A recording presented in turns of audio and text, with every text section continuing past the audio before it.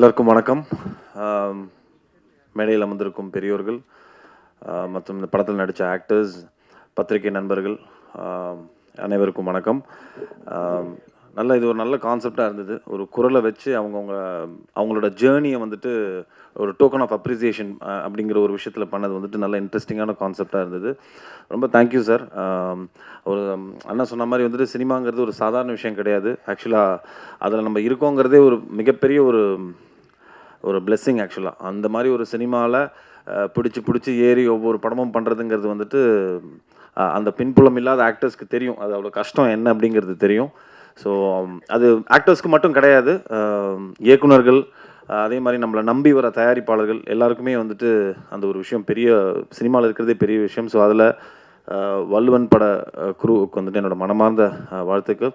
ரொம்ப ஒரு ஸ்ட்ராங்கான ஒரு நல்ல ஒரு பொலிட்டிக்கல் கலந்த ஒரு சோஷியல் மெசேஜ் இந்த படத்தில் வந்துட்டு டைட்டில்லேருந்தே ஆரம்பிக்கிறது தெரியுது.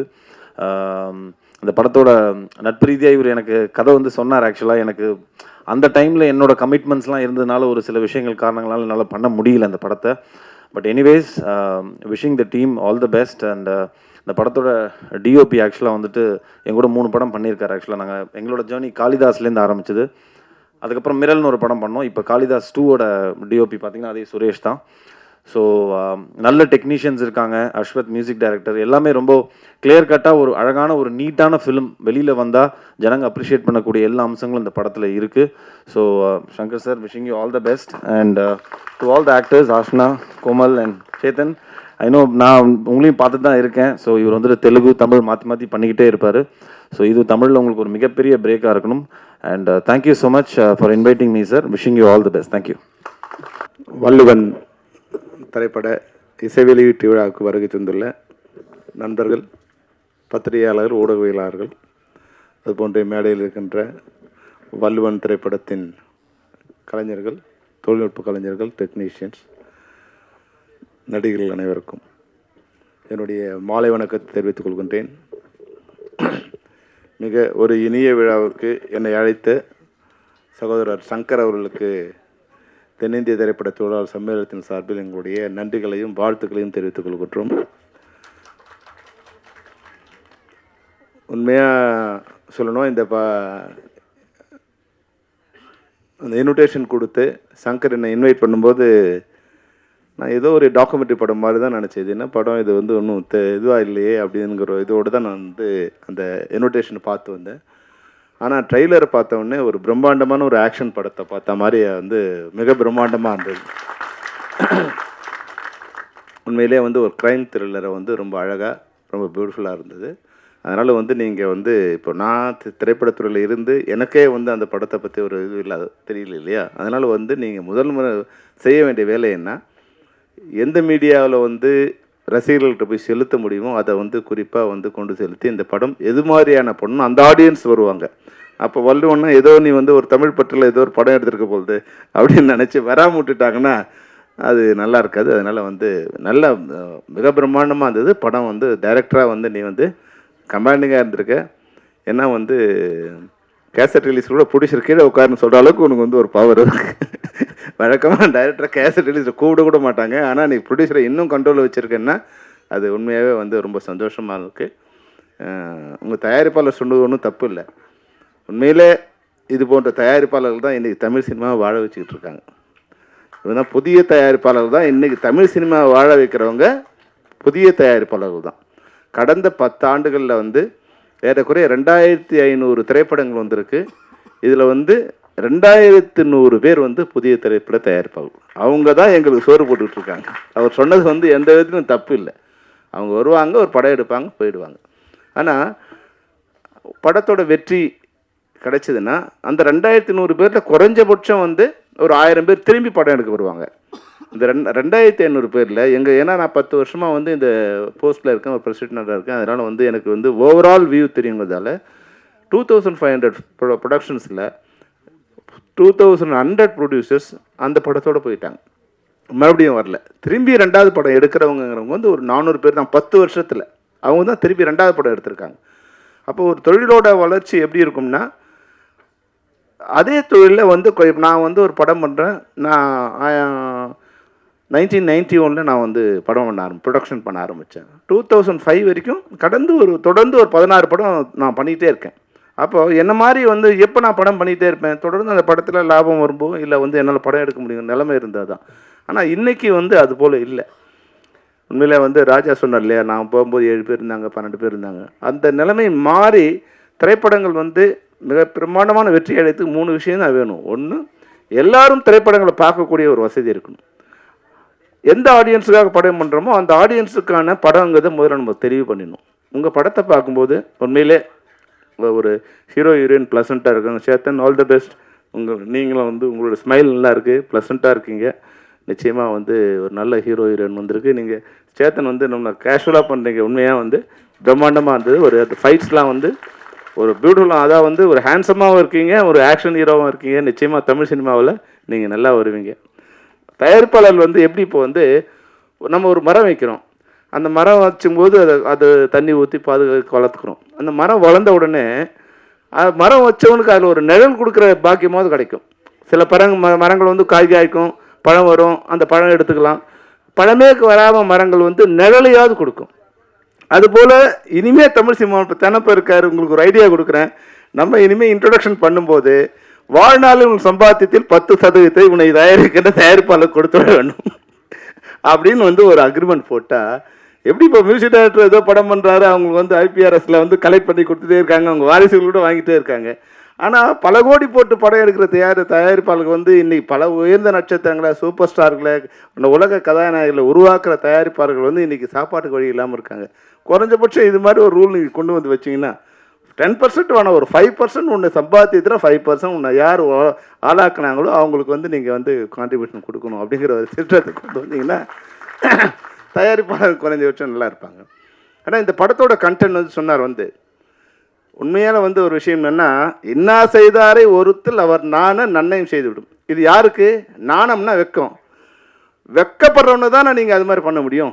வெக்கப்படுறதுக்கும் தான் நீங்கள் இன்னா செய்யாமல் இருக்கலாம். ஆனால் இன்றைக்கி சூடு சொரணை இல்லாமல், வெக்கம் இல்லாமல் வந்து மனிதர்களாகவே நினைக்காத ஜென்மங்கள் இருக்கும்போது அந்த இன்னா செய்தாருக்கு இன்னாதான் செய்யணும், அங்கே இனிவை செய்ய முடியாது. அதுதான் இன்றைக்கி இருக்கிற சிச்சுவேஷன். அதனால் இந்த திரைப்படத்தில் சொல்லப்படுற வார்த்தை மிக முக்கியமான விஷயம். ஏன்னா இப்போ பல வேறு நாடுகளுக்கு போகும்போது என்னென்னா, மற்ற கண்ட்ரிஸ் போகும்போது, வளர்ந்த நாடுகளில் போடும்போது பொதுமக்கள் citizen, they will treat citizen as a king. எல்லா பொதுமக்களையும் ராஜா மாதிரி ட்ரீட் பண்ணுவாங்க, குற்றவாளிகளை கிரிமினல் மாதிரி ட்ரீட் பண்ணுவாங்க. இங்கே என்னென்னா, சாதாரண பொதுமக்கள் வந்தால் கூட அவனை குற்றவாளி மாதிரி பார்ப்பான் போலீஸ்காரன். ஆனால் குற்றவாளி வந்தானா அவனை ராஜா மாதிரி பார்ப்பான். இதுதான் நம்மளுடைய சிஸ்டம் அப்படி இருக்குது. நான் வந்து ஒரு திரைப்படத்துக்காக வந்து சும்மா ஜெயில் எப்படி இருக்குது அப்படிங்கிற ஒரு ஸ்பெஷல் பர்மிஷன் வாங்கிட்டு உள்ளே போய் வந்து பார்த்தேன். அப்போது கொஞ்சம் கைதிகளோடு பேசிகிட்டு இருந்தேன். அப்போ ஒரு கைதி பார்த்தோம், ரொம்ப சின்ன பையன். அவன் சின்ன பையனா வந்து ஒரு 34-35 இருக்கும்.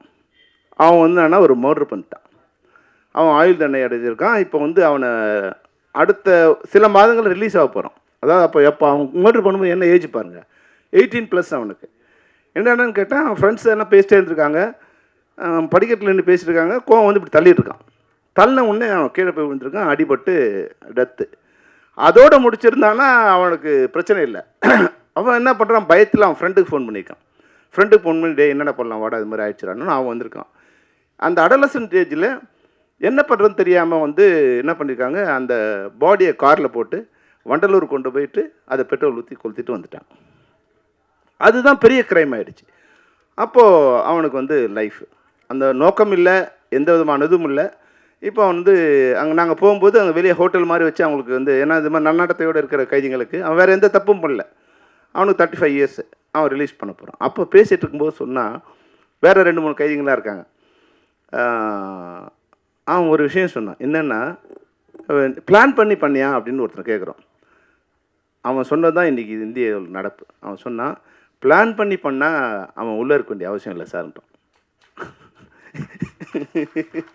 எமோஷனல் மர்டர் பண்ணுறவன் தான் இங்கே உள்ளே இருக்கான் சார், பிளான்டு கிரிமினல்ஸ்லாம் வெளியே இருக்கான் சார்ங்கிறோம். அப்போது அந்த இது வந்து மிக அழகாக இந்த திரைப்படத்தில் ஒரு கருவாக எடுத்திருக்காங்க. அப்புறம் இன்னொரு விஷயம் என்னென்னா, இன்றைக்கி இருக்கிற சிஸ்டத்தில் பெண்கள் வந்து மிக மிக பாதுகாப்பாக இருக்க வேண்டிய அவசியம் இருக்குது. அதாவது இப்போ வீட்டை விட்டு வெளியே போகலனா கூட இன்றைக்கி நீங்கள் சோஷியல் மீடியாவில் பார்ப்பீங்க, இன்னொருத்தரை பார்க்கும்போது அதை நம்ம என்ஜாய் பண்ணுவோம். இப்போ வந்து ஆர்டிஸ்ட்லாம் வந்து இப்போ எப்படி வாழ போகிறாங்களே தெரியல. அவங்கள வந்து ஆஃப் நியூடாவோ இல்லை நியூடாவோ டாப்லெஸ்ஸாவோ இது மாதிரி வந்து அவங்களுடைய அவங்க நாலேஜே இல்லாமல் அது மாதிரியான ஏஐயில் அது மாதிரி வந்துக்கிட்டே இருக்குது. முன்னாடி இருக்க ஆடியன்ஸை ஒரு பழைய ஸ்டில்ஸை வெளியே வரும்போது வந்தால் கூட அவங்க கஷ்டப்படுவாங்க. ஏதோ சின்ன வயசில் ஏதோ ஒரு படம் பண்ணும்போது பண்ண கஷ்டம். ஆனால் இன்றைக்கி அது வயசானவங்களாக இருக்காங்க, இல்லை வந்து பழைய ஹீரோயின்ஸாக இருக்காங்க. அவங்க எல்லாருமே வந்து இன்றைக்கி ஸ்க்ரீனில் வந்து அது மாதிரி சோஷியல் மீடியா பார்க்கும்போது இந்த நாடு எப்படி பாதுகாக்க போகுது, இந்த பொதுமக்களை இந்த பெண்களை எப்படி பாதுகாக்க, இதுக்கு ஒரு என்ன சட்டம் இருக்குது, இதை எப்படி வந்து எல்லாருமே பாதிக்கப்பட போகிறாங்க, இவங்களை எப்படி காப்பாற்ற போகிறாங்க. என்னோடய டாக்டர் இப்போ வந்து ஏஐ படிச்சுட்ருக்கா யூஎஸில். அவள் ஒரு வார்த்தை சொன்னான், டேடி மனித குலத்துக்கு எதிரான ஒரு படிப்பை இப்போ எங்களுக்கு கற்றுக் கொடுத்துட்ருக்காங்க. இதுதான் ஏஐ. இது மனித குலத்துக்கே எதிரான ஒரு விஷயம். இதை வந்து எங்களுக்கு கற்றுக் கொடுத்துட்ருக்காங்க அப்படின்னு. அப்போது ஆர்டிஃபிஷியல் இன்டெலிஜென்ஸுங்கிறது வந்து அவ்வளோ மோசமாக இருக்குது. அப்போ இது போன்ற குற்றங்கள் வந்து இனிமேல் வர ஆரம்பிக்கும். நம்மளுடைய பெண் குழந்தைகளை சோஷியல் மீடியாவில் வந்து அவங்களோட ஃபோட்டோஸ் அது வெளியே கொடுக்கும்போதோ இல்லை சாதாரணமாக வெளியே கொடுக்கும்போதோ நம்ம ரொம்ப கேர்ஃபுல்லாக இருக்க வேண்டிய அவசியம் இருக்குது. இன்னொன்று, இது போல் ஊடகங்களில் இல்லை எது ஒன்றாலும் பேசலாங்க நிலைமையில் இருந்து பொதுமக்களும் தங்களையும் பாதுகாக்க நிச்சயமாக இது போன்று பாதிக்கப்பட்டவங்க இது மாதிரி வந்து ஒரு கட்டத்தில் வந்து ரிவர்ஸ் ஆவாங்க. அன்னைக்கு வந்து நாடு வந்து வன்முறையை நோக்கி தள்ளப்படும். எல்லார் கையிலையும் கத்தி இருக்கும். பாதிக்கப்பட்டவன்னா ஒன்று அவனுக்கு நீதி கிடைக்கணும், இல்லைன்னா அதுக்கான நீதியை அவனே தேடிப்பான். அதுதான் இந்த திரைப்படத்தின் மூலமாக சொசைட்டிக்கு நம்ம இயக்குனர் கொடுத்துருக்காங்க.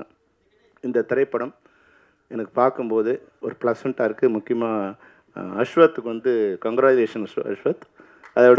அதை விட வந்து இயக்குனர் சிறப்பாக பண்ணியிருக்காரு. ஆனால் எனக்கு வந்து கேமராமேன் எங்கே இருக்கார்? ஓகே, நிச்சயமாக பியூட்டிஃபுல்லாக பண்ணியிருக்காரு. கேமராமேன் வந்து அவ்வளோ பியூட்டிஃபுல்லாக பண்ணியிருக்காங்க. ஒரு சாதாரண ஒரு ராக்கை வந்து அழகாக வந்து ஃப்ரேம் பண்ணி எல்லாமே ஒரு சாதாரண இடம் தான், நாங்கள் பார்த்த இடம் தான். அது சாதாரண மரமாக இருந்தால் கூட அது வந்து அவுட் ஃபோக்கஸ் பண்ணி அதை பிளாக் பண்ணி கீழே வந்து ஒரு க்ரீன் இது பண்ணி அந்த டாப் ஆங்கிள் ஷாட்ஸ்லேருந்து எல்லாமே வந்து ரொம்ப பியூட்டிஃபுல், நல்ல டெக்னீஷியனுங்கிறது அழகாக தெரியுது. அதனால் இந்த படம் சிறந்த டெக்னீஷியனால் பார்க்க ப்ளசண்ட்டாக இருக்கிற ஆர்டிஸ்ட்டையும் நல்ல தயாரிப்பாளர், உண்மையிலே படத்தோட தயாரிப்பாளருக்கு இன்றைக்கி கேசட் ரிலீஸில் வந்துட்டு நீ சொல்கிறதெல்லாம் கேட்குறாருன்னா அந்த தயாரிப்பாளர் வந்து உண்மையிலே நல்ல தயாரிப்பாளர் தான். அவர் நல்லா இருந்தார்னா, இந்த படம் ஓடினார்னா நிச்சயமாக அந்த தயாரிப்பாளர்கள் வந்து நிச்சயமாக ஒன்று ஒரு 4-5 படம் எடுப்பாங்க. அந்த படத்தும் வெற்றி படமாக அமையணுங்கிறது தான் என் வாழ்த்து. ஏன்னா நல்ல மனசு இருக்கவங்க, நல்ல தயாரிப்பாளர்கள் தமிழ் சினிமாவுக்கு வந்தாங்கன்னா தமிழ் சினிமாவும் நல்லாயிருக்கும், தமிழ் திரைப்படத்தில் இருக்கிற தொழிலாளர்களும் நல்லா இருப்பாங்க. ஏன்னா இன்றைக்கி வந்து ஒரு ஆர்டிஸ்ட் பேசினால ராஜசிம்மன், நீங்கள் வந்து நடிகர்கள்னு சொல்கிறது உங்களை இல்லை, நீங்கள் கணக்கில் எடுத்துக்கூடாது உங்களுக்கு. ஏன்னா நீங்கள் ஒரு கலைஞன், நீங்கள் நடிகன் இல்லை. இன்னும் நடிகன் யாருன்னா மொத்த வருமானத்தில் 80% தானே எடுத்துகிட்டு போகிறவன் தான் இன்றைக்கி நாங்கள் நடிகனா. அவங்க சொல்கிறதெல்லாம் அவங்கள தான் சொல்கிறாங்க. நீங்கள் ஒரு தொழில்நுட்ப கலைஞன் இல்லை கலைஞன். உங்களுக்கெல்லாம் கொடுக்க வேண்டிய ஊதியமே ஒன்றும் யாரும் கொடுக்கல. உங்களோட ஊதியத்தெல்லாம் யாரும் வாங்கிட்டு போகிறாங்க. அந்த உதயகுமார் சொன்னார் இல்லைங்களா, ஒரு டிக்கெட் வாங்கும்போது அவங்களுக்கு உண்டான ஊதியம் வந்து சேருதுன்னு. ஆனால் நம்ம ஊதியம் எதுவுமே வந்து நமக்கு யாருக்குமே வர்றதில்லை. அது தொழிலாளிக்கும் வர்றதில்லை, உங்களை மாதிரி கலைஞருக்கும் வர்றதில்லை, இயக்குநருக்கும் வர்றதில்லை. அது பிரபல்யம் அடையும் போது அதை டிமாண்ட் பண்ணி இது ஒரு பிளாக்மெயில் மாதிரி தான் வந்து வாங்குறாங்க தவிர யாரும் உழைப்புக்கேற்ற ஊதியம் இங்கே யாருக்குமே கிடைக்கிறது இல்லை. வெற்றிக்கேற்ற ஊதியம். உங்கள் படம் ஓடிடுச்சு, அது யாராலும் ஓடுனதுலாம் தெரியாது. ஓடினதா தன்னை நினச்சிக்கிட்டாருன்னா தனக்கு 1 கோடின்னா 2 கோடின்னா எத்தனை கோடினாலும் கேட்கலாம், கொடுக்கலாம், அது வேறு விஷயம். நீங்கள் அதை பற்றி கவலைப்படாதீங்க. நடிகர்கள்னு யாராவது குறிப்பிட்டாங்கன்னா உங்களை வந்து கலைஞனாக தான் நாங்கள் நினைக்கிறோம் தவிர இன்னும் நடிகராக நினைக்கிறோம். நீங்கள் நடிகனாக வந்த பிறகு அந்த நிலைமைக்கு நீங்கள் வருவீங்க. நிச்சயமாக நீங்கள் உண்மையாக நல்ல விஷயம் சொன்னீங்க. நம்ம எதை பற்றியும் கவலைப்படுவோம். நான் கூட வந்து ஒரு நாள் வந்து எங்கிட்ட 16 கார் இருந்தது. 91ல் நான் 16 கார் வச்சுருந்தேன். நான் தான் வந்து தென்னிந்தியாவில் அதிகமான பட்ஜெட்டில், including Rajini sir, Kamal sir, Chiranjeevi படங்களை விட அதிகமான பட்ஜெட்டில் நான் தான் படம் பண்ணேன். அன்னைக்கு சவுத் இந்தியாவில் ஹையஸ்ட் பட்ஜெட்டில் படம் பண்ண டைரக்டர் நான் தான். ஆனால் எனக்கே ஒரு தடவை 16 கார் இருந்தோம். அந்த காருக்கு டீசல் போட வசதி இல்லாத ஒரு கட்டத்தில் வந்து சேர்ந்து. அப்போது வாழ்க்கைங்கிறது வந்து எல்லாத்துக்கும் தயார். அன்றைக்கி நான் கவலையே படலை. நான் பட் பஸ் ஏறி போயிட்டே இருப்பேன், நான் ஆட்டோவில் போயிட்டுருப்பேன், நடந்து போவேன், சைக்கிளில் போவேன். ஏன்னா இந்த சென்னைக்கு வரும்போது நான் நடந்து தான் வந்தேன். அன்றைக்கி வந்து என்கிட்ட ஒரு 25 காசு பணம் இருந்தால் கொடம்பாக்கம் டு வடவழியில் வந்து இறங்கலாம். ஆனால் 20 காசு தான் இருந்தால் என்ன பண்ணணும், ட்ரஸ்புரத்தில் இறங்கிக்கணும், அங்கேருந்து நடந்து வரணும். அப்போ 5 காசு இல்லாமல் நான் நடந்து கூட வந்திருக்கேன். இன்றைக்கி என்ன ஆளாக்குறது இந்த தமிழ் சினிமா தான். அது மாதிரி தான் உதயகுமார் சொல்லும்போது இப்போ உண்மையாகவே எனக்கு ரொம்ப டயர்டு. காலையில் 9 மணிக்கு வந்தோம். வரும்போதே நம்பிக்கிட்ட சொன்னேன், நம்பி என்னை வந்த உடனே அனுப்பிச்சிடுறான்னு. ஆனால் ஜான் வந்து சொன்னார், அண்ணா நீங்கள் கொஞ்சம் கடைசியாக பேசினா நல்லாயிருக்குன்னு. அப்போ அதையெல்லாம் வந்து ஏன் எடுத்துக்கிறோம்னா, ஏதோ ஒரு வகையில் இன்றைக்கி வந்து ஆர்கே செல்வமணினா இன்றைக்கி வந்து தமிழ்நாட்டுக்கோ இந்தியாவுக்கோ தெரியுதுன்னா அது காரணம் வந்து இது மாதிரி திரைப்படங்கள் தான், திரைப்படத்துறையில் இருந்ததால் தான் எல்லாருக்கும் தெரியுது. என்னால் முடிஞ்ச ஏதோ ஒரு உதவியை, அது மட்டும் இல்லாமல் சங்கர் வந்து என்னோட நெருங்கிய நண்பர். பல்வேறுங்களை என்னுடைய தேர்தலிருந்து பல்வேறு இடத்துல என் கூடவே இருந்து அவர் எனக்கு ஒர்க் பண்ணியிருந்திருக்காரு. அந்த வகையில் இந்த மழை அடாது மழை பெஞ்சாலும் உள்ளே வரும்போதே எனக்கு ரொம்ப சந்தோஷமாக இருந்தது. என்னென்னா வெளியே வந்து பழைய காலத்தில் வந்து சினிமா தட்டில் வந்து எப்படி வந்து 2 வீலர்ஸ் ஃபுல்லாக க்யூ கட்டி நிற்குமோ அது மாதிரி வெளியே ஃபுல் க்யூவில் இருந்தது. அது உள்ளே வரும்போது எனக்கு சந்தோஷமாக வந்து மேடையிலையும் வந்து நிறைய நண்பர்கள் உங்களுக்காக வந்திருக்காங்க. அப்போ தயாரிப்பாளர்கள் அவங்களுக்கு தெரிஞ்சிருக்குமா இல்லையான்னு தெரியல. ஏன்னா வந்தவங்கள பாதி பேருக்கு மேலே உனக்காக தான் வந்திருப்பாங்கன்னு நினைக்கிறேன். ஏன்னா உன்னோட நட்பு அது மாதிரி, உன்னோட கமாண்டிங்கும் இருக்குது, உன்னோட தொழில் திறமையும் நல்லா இருக்குது. இந்த படம் நிச்சயமாக மிக பிரம்மாண்டமான வெற்றியிடம். அந்த வெற்றிக்கு என்னுடைய அச்சாரமான வாழ்த்துக்களை தெரிவித்துக் கொள்கிறேன். சுரேஷ் பாலா வந்துட்டாரா? அதான் all the best Suresh Bala.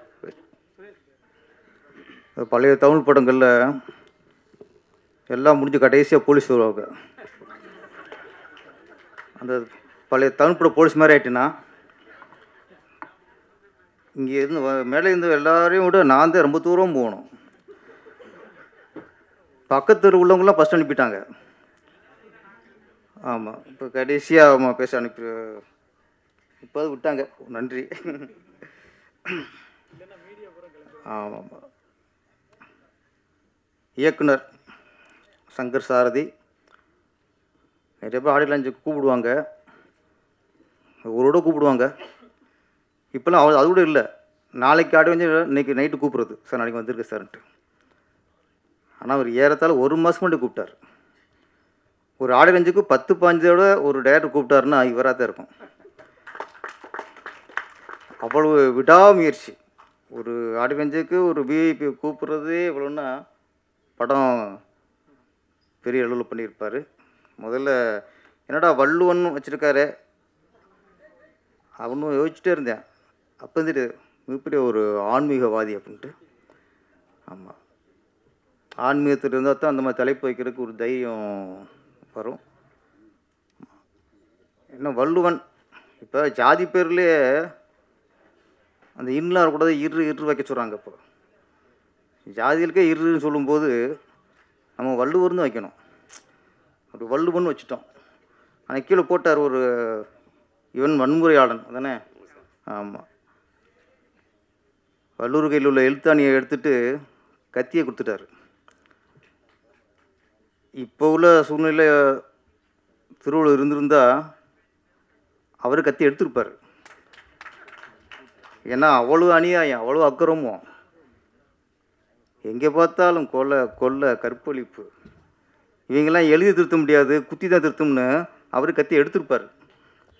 அதில் இப்போ ஒரு வகையில் வரவேற்கணும்.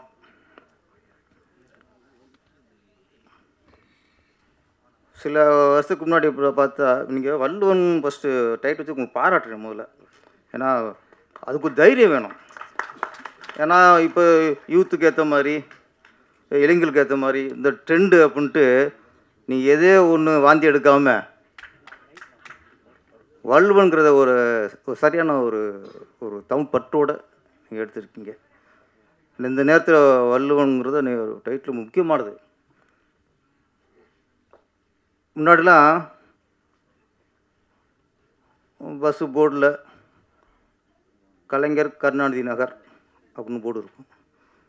ஒரு நகருக்கே கலைஞர் கருணாநிதி நகர் அப்படின்னு போர்டு இருக்கும். ஆட்சி மாறின உடனே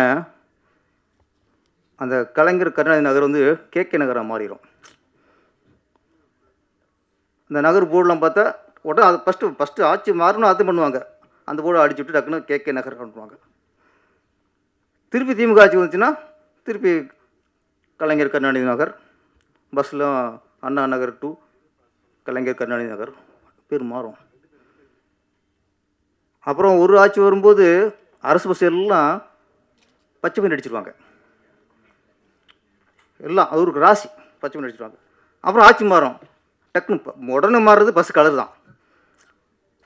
நாட்டில் மாற்றங்கள் மாறுது இல்லையோ, பஸ்ஸு கலர் மாறும். சரி பஸ்ஸோட போச்சு பார்த்தா ஒரு ஒரு நகரோட பேரோட போச்சுன்னு பார்த்தா கடைசி அந்த அரசியல் கையில் மாட்டினது திருவள்ளூர் தான்.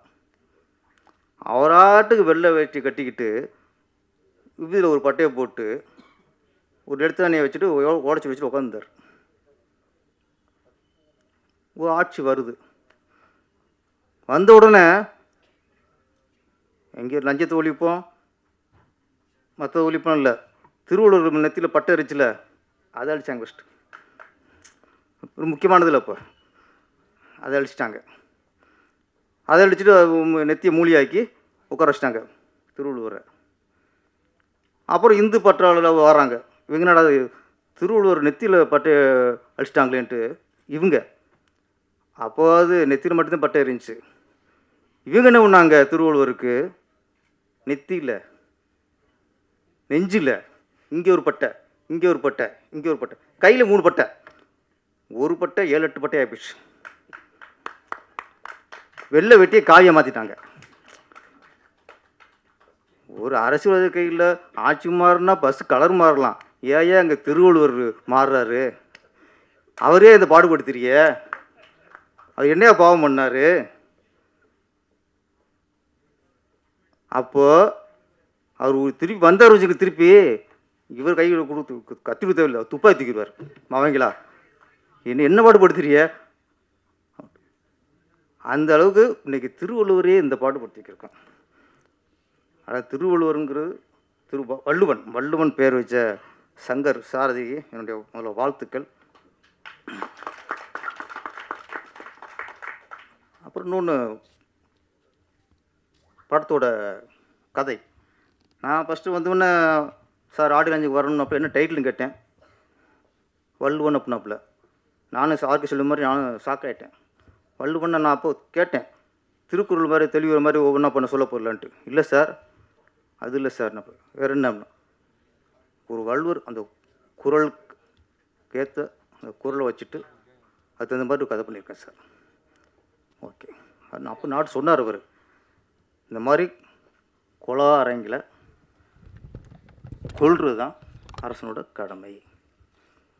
உழவன் எப்படி பயிர் இடையில வர களையை கொடுங்கனானோ அது மாதிரி கொலகாரன் கொல்றதும் ஒரு அரசனோட கடமை. அரசனை கொண்டா கொலகாரனை அரசன் கொள்ளலாம், அரசனை கொண்டு கொடுத்தாங்கன்னா அப்படி நடந்துருக்குங்க நாட்டில். அப்போ அரசர்லாம் தெரியாமல் பண்ணிடுவாங்க. ஒரு பசுவோட கண்ணுக்குட்டியை அரசர் தேர்ல ஏற்றிட்டார், தெரியாமல் ஏற்றிட்டார். அரசர்கிட்ட முறையிட்டான், பசு முறையிட்டுச்சு, பையனை கொண்டுட்டான். அவன் அரசன். பையன் தப்பு பண்ணாலும் தண்டனை கொடுக்குறான்ல, அவன் அரசன். தப்பான புரிதல், தவறாக புரிஞ்சுக்கிட்டு கோவலனுடைய மரணத்துக்கு காரணம் பாண்டிய மன்னர். கண்ணை வந்து நியாயம் கேட்டா, நியாயம் தெரிஞ்சு வச்சாக நம்ம தப்பு பண்ணிட்டோமேனு. நம்ம தப்பு பண்ணிட்டும் தெரிஞ்ச அடுத்த நொடியே செத்துட்டான் பாண்டிய மன்னன். அவன் அரசன். அவன் பையன் கற்பழிச்சாலும் சரி, அவன் பையன் கொலை பண்ணாலும் சரி, பையனை காப்பாற்றுறதுன்னா அது அப்படி அரசன் இருக்க முடியாது. இன்றைக்கி நாடு அப்படி இருக்குது. ஒரு டைலாக், வீரியமான டைலாக் ட்ரெய்லரில், உங்ககிட்ட பதவி இருக்குது, பணம் இருக்குது, எங்கிட்ட சட்ட நுணுக்கம் இருக்குது. நம்ம 2 பேரும் சேர்ந்தா சட்டத்தையே விலைக்கு வாங்கலாம், ஏன் நீதிபதியே விலைக்கு வாங்கலாம். இந்த காலகட்டத்தில் இந்த டைலாக் சொல்கிறதுக்கு பெரிய தைரியம் வேணும் சார்.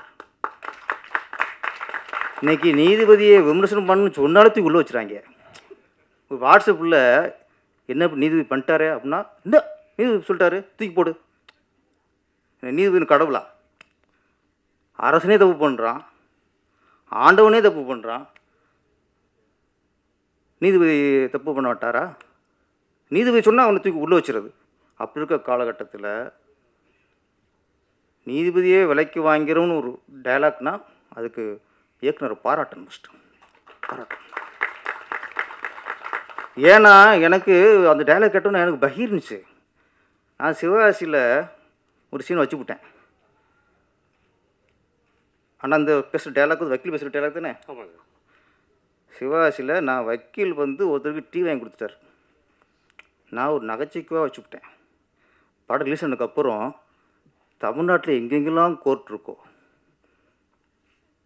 திருச்சியில், தஞ்சாவூரில், மதுரையில், கும்பகோணத்தில், சென்னையில், செங்கல்பட்டில் எங்கெங்கெல்லாம் கோர்ட் இருந்துச்சோ அங்கெல்லாம் என் மேலே கேஸ் இருந்துச்சு. நான் வக்கீல் சொல்லிட்டேன்ல, என் மேலே மட்டும் இல்லை, என் மேலே நான் டைலாக் எழுதுன்னு நான் நடித்த பாவத்துக்கு விஜய் மேலேயும் கேஸ் போட்டாங்க எல்லா கோர்ட்லேயும். அவர் ப்ரொடியூசர், அவர் பாவம், இந்த டைலாக் எழுதுன்னு தெரியாது, எடுத்ததும் தெரியாது, படம் பார்க்கும்போது பார்க்குறாரு. அவர் மேலே கேஸ், 3 பேர் மேலேயும் எல்லா கோர்ட்லேயும் கேஸ் இருந்துச்சு. அப்போ ஒரு வக்கீலை ஒரு நகைச்சுவாக காட்டும்போதே எனக்கு எல்லா கோர்ட்லேயும் நம்மளுக்கு கேஸ் இருந்துச்சு. இந்த மனுஷன் ஒரு வக்கீல் வந்து நீதிபதியே விலைக்கு வாங்கலாம் அப்படின்னு ஒரு கருத்து சொல்கிறாருன்னா உண்மையிலே இவர் வந்து 100 பேரரசுக்கு சமம் சார். அவர் தைரியம் வேணும். ஏன்னா ஒரு டைரக்டருங்களுக்கு முதல்ல நாட்டு பற்று இருக்கணும் சார், நாட்டு மீது அக்கறை இருக்கணும் சார், மக்கள் மீது அக்கறை இருக்கணும் சார். ஒரு நல்ல கலைஞன் வேறு, வியாபாரி வேறு.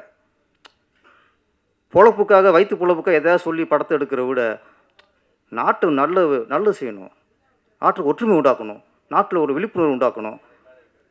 அவன் தான் நல்ல கலைஞன். முதல்ல நல்ல கலைஞனாக இருக்கணும் முதல்ல. அப்புறம் டைரக்டராக சம்பாதிக்கிறவங்க அடுத்த விஷயம். ஒரு விஷயம் இப்போ சொல்கிறேன், ரொம்ப மனசு வலிச்சு ஒரு பேசும்போது. எங்கள் அம்மா இன்றைக்கும் வீட்டு வேலை பார்க்குறாங்கண்ணா சார்.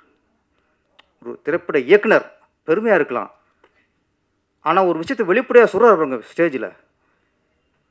இந்த படம் முடிஞ்சு ரிலீஸ் ஆனதுக்கப்புறம் உங்கள் அம்மா வீட்டு வேலை பார்க்கக்கூடாது சார். நீங்கள் ஒரு வீட்டுக்கு ஓனராகி சொந்த வீடு வாங்கி உங்கள் அம்மா ராணி மேலே உட்கார வைங்க, அதுதான் வெற்றி.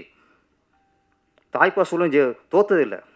எம்ஜிஆர் முதற்கொண்டு நடிகர்களே தாய்ப்பாசத்தை அதிகமாக வெளிப்படுத்தினவர் புரட்சித் தலைவர் எம்ஜிஆர். நாட்டை ஆண்டு போயிட்டார் சார்.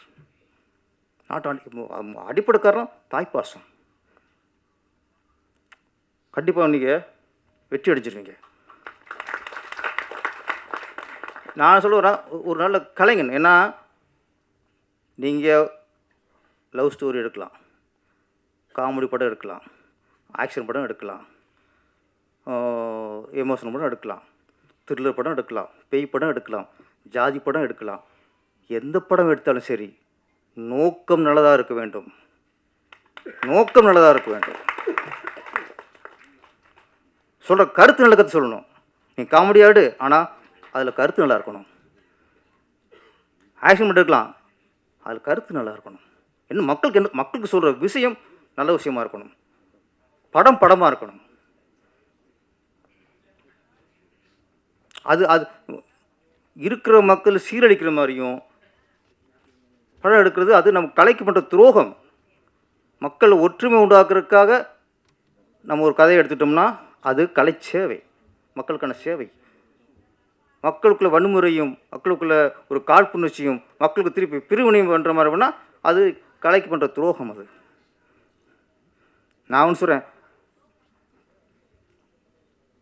இந்த கலாச்சார சீரழி மாதிரி படம் எடுக்கிறாங்களா, அதை விட ஆபாச படம் எவ்வளோ மேல் சார், செக்ஸ் படம் எவ்வளோ மேல் சார். இந்த கலாச்சார சீரியல் உண்டாக படம் எடுக்கிறத விட நீங்கள் காமத்தை மையமாக வச்சு படம் எடுத்துருங்க. ஏன்னா அங்கே கொடுத்துருவான் எங்கால் சென்சார். அங்கே இளைஞர்கள் மறுக்கப்படுவாங்க. செக்ஸை விரும்புகிறவன் போய் பார்ப்பான், காமத்தில் விரும்புகிறவன் போய் பார்ப்பான், படமாக போயிடும். ஆனால் நாங்கள் பொதுவாக படம் நடித்து உள்ளே வந்து, நல்ல படம் நடித்து உள்ளே வந்து நீங்கள் கலாச்சார சீரியல் இப்போ உண்டு பண்ணால் தயவுசெய்து அந்த மாதிரி வியாபாரியாக இருக்காதீங்க. ஒரு நல்ல விஷயம். இது வந்து த்ரில்லர் மூவிங்கிறாங்க. த்ரில்லர் மூவினாலும் அது ஒரு நல்ல விஷயம் சொல்கிறார். பெண்களுக்கு பாதுகாப்பு வேணும். இன்றும் பெண்களுக்கு பலாத்காரத்தில் பாதிக்கப்படுறாங்க, அதை ஒழிக்க வேணும். அதுக்கு ஒரு குரலின் அடிப்படையில் ஒரு கதை வச்சிருக்கிறார். அப்போ பெண்களுக்கு பாதுகாப்பு வேணும்னு சொல்லி நல்ல விஷயம் தானே. அப்போ ஒரு நல்ல கருத்தை நீங்கள் ஆக்ஷனாக சொல்லுங்கள், த்ரில்லராக சொல்லுங்கள், என்னோட சொல்லுங்கள், நல்ல கருத்தை சொல்லி தொலைங்க. முதல்ல சொல்லுங்கள். முதல்ல பணம் சம்பாதிக்கிற ஏதாவது பண்ணிட்டு போகிறதுக்கு எத்தனையோ தொழில் இருக்குது முதல்ல. அந்த வகையில் நான் சங்கர் சாரதியை ரொம்ப பாராட்டுறேன். ஒரு நல்ல விஷயத்தை எடுத்துகிட்டு அதை திருவிழா சொல்லியிருக்காரு. ஒரு ஆன்மீகவாதி, சாமி நம்புகிறவர், பக்திமான் நல்ல விஷயந்தான் சொல்லுவார். அந்த நம்பிக்கை எனக்கு இருக்குது. அப்புறம் இதில் சேத்தன் பரத்திட்ட கதை சொல்லி கொஞ்சம் மிஸ் ஆச்சு. பரத் இல்லையா, அவர் மாதிரி ஒருத்தர் பிடிச்சிருவோம் அப்படின்னு தேடிருக்கார் மனுஷன். சிவப்பு தோழர், பரத்தும் சிவப்பு தான் சார். என்ன நல்லா பண்ணியிருந்தீங்க, வாழ்த்துக்கள். கதாநாயகி ஆசனா, அவங்க பேச ரொம்ப கலையாக இருக்குது. அப்புறம் கதாநாயகியில் கொஞ்சம் ஒரு முகக்கலையான ஒரு கதாநாயகி, நல்லா நடிச்சிருந்தீங்க, உங்களுக்கு வாழ்த்துக்கள். மியூசிக் டைரக்டர் அஸ்வந்த் வாழ்த்துக்கள். கேமரா நல்லா பண்ணியிருந்தார். வள்ளுவன் மிகப்பெரிய வெற்றி அடைய வேண்டும். ஏன்னா இது எல்லோரும் உண்மையாக நடிச்சிருக்காங்க, எல்லோரும் உண்மையாக நடிச்சிருக்காங்க. எனக்கு வந்து இதில் வந்து சும்மா ஒரு படம் எடுத்தோம் அதெல்லாம் இல்லை.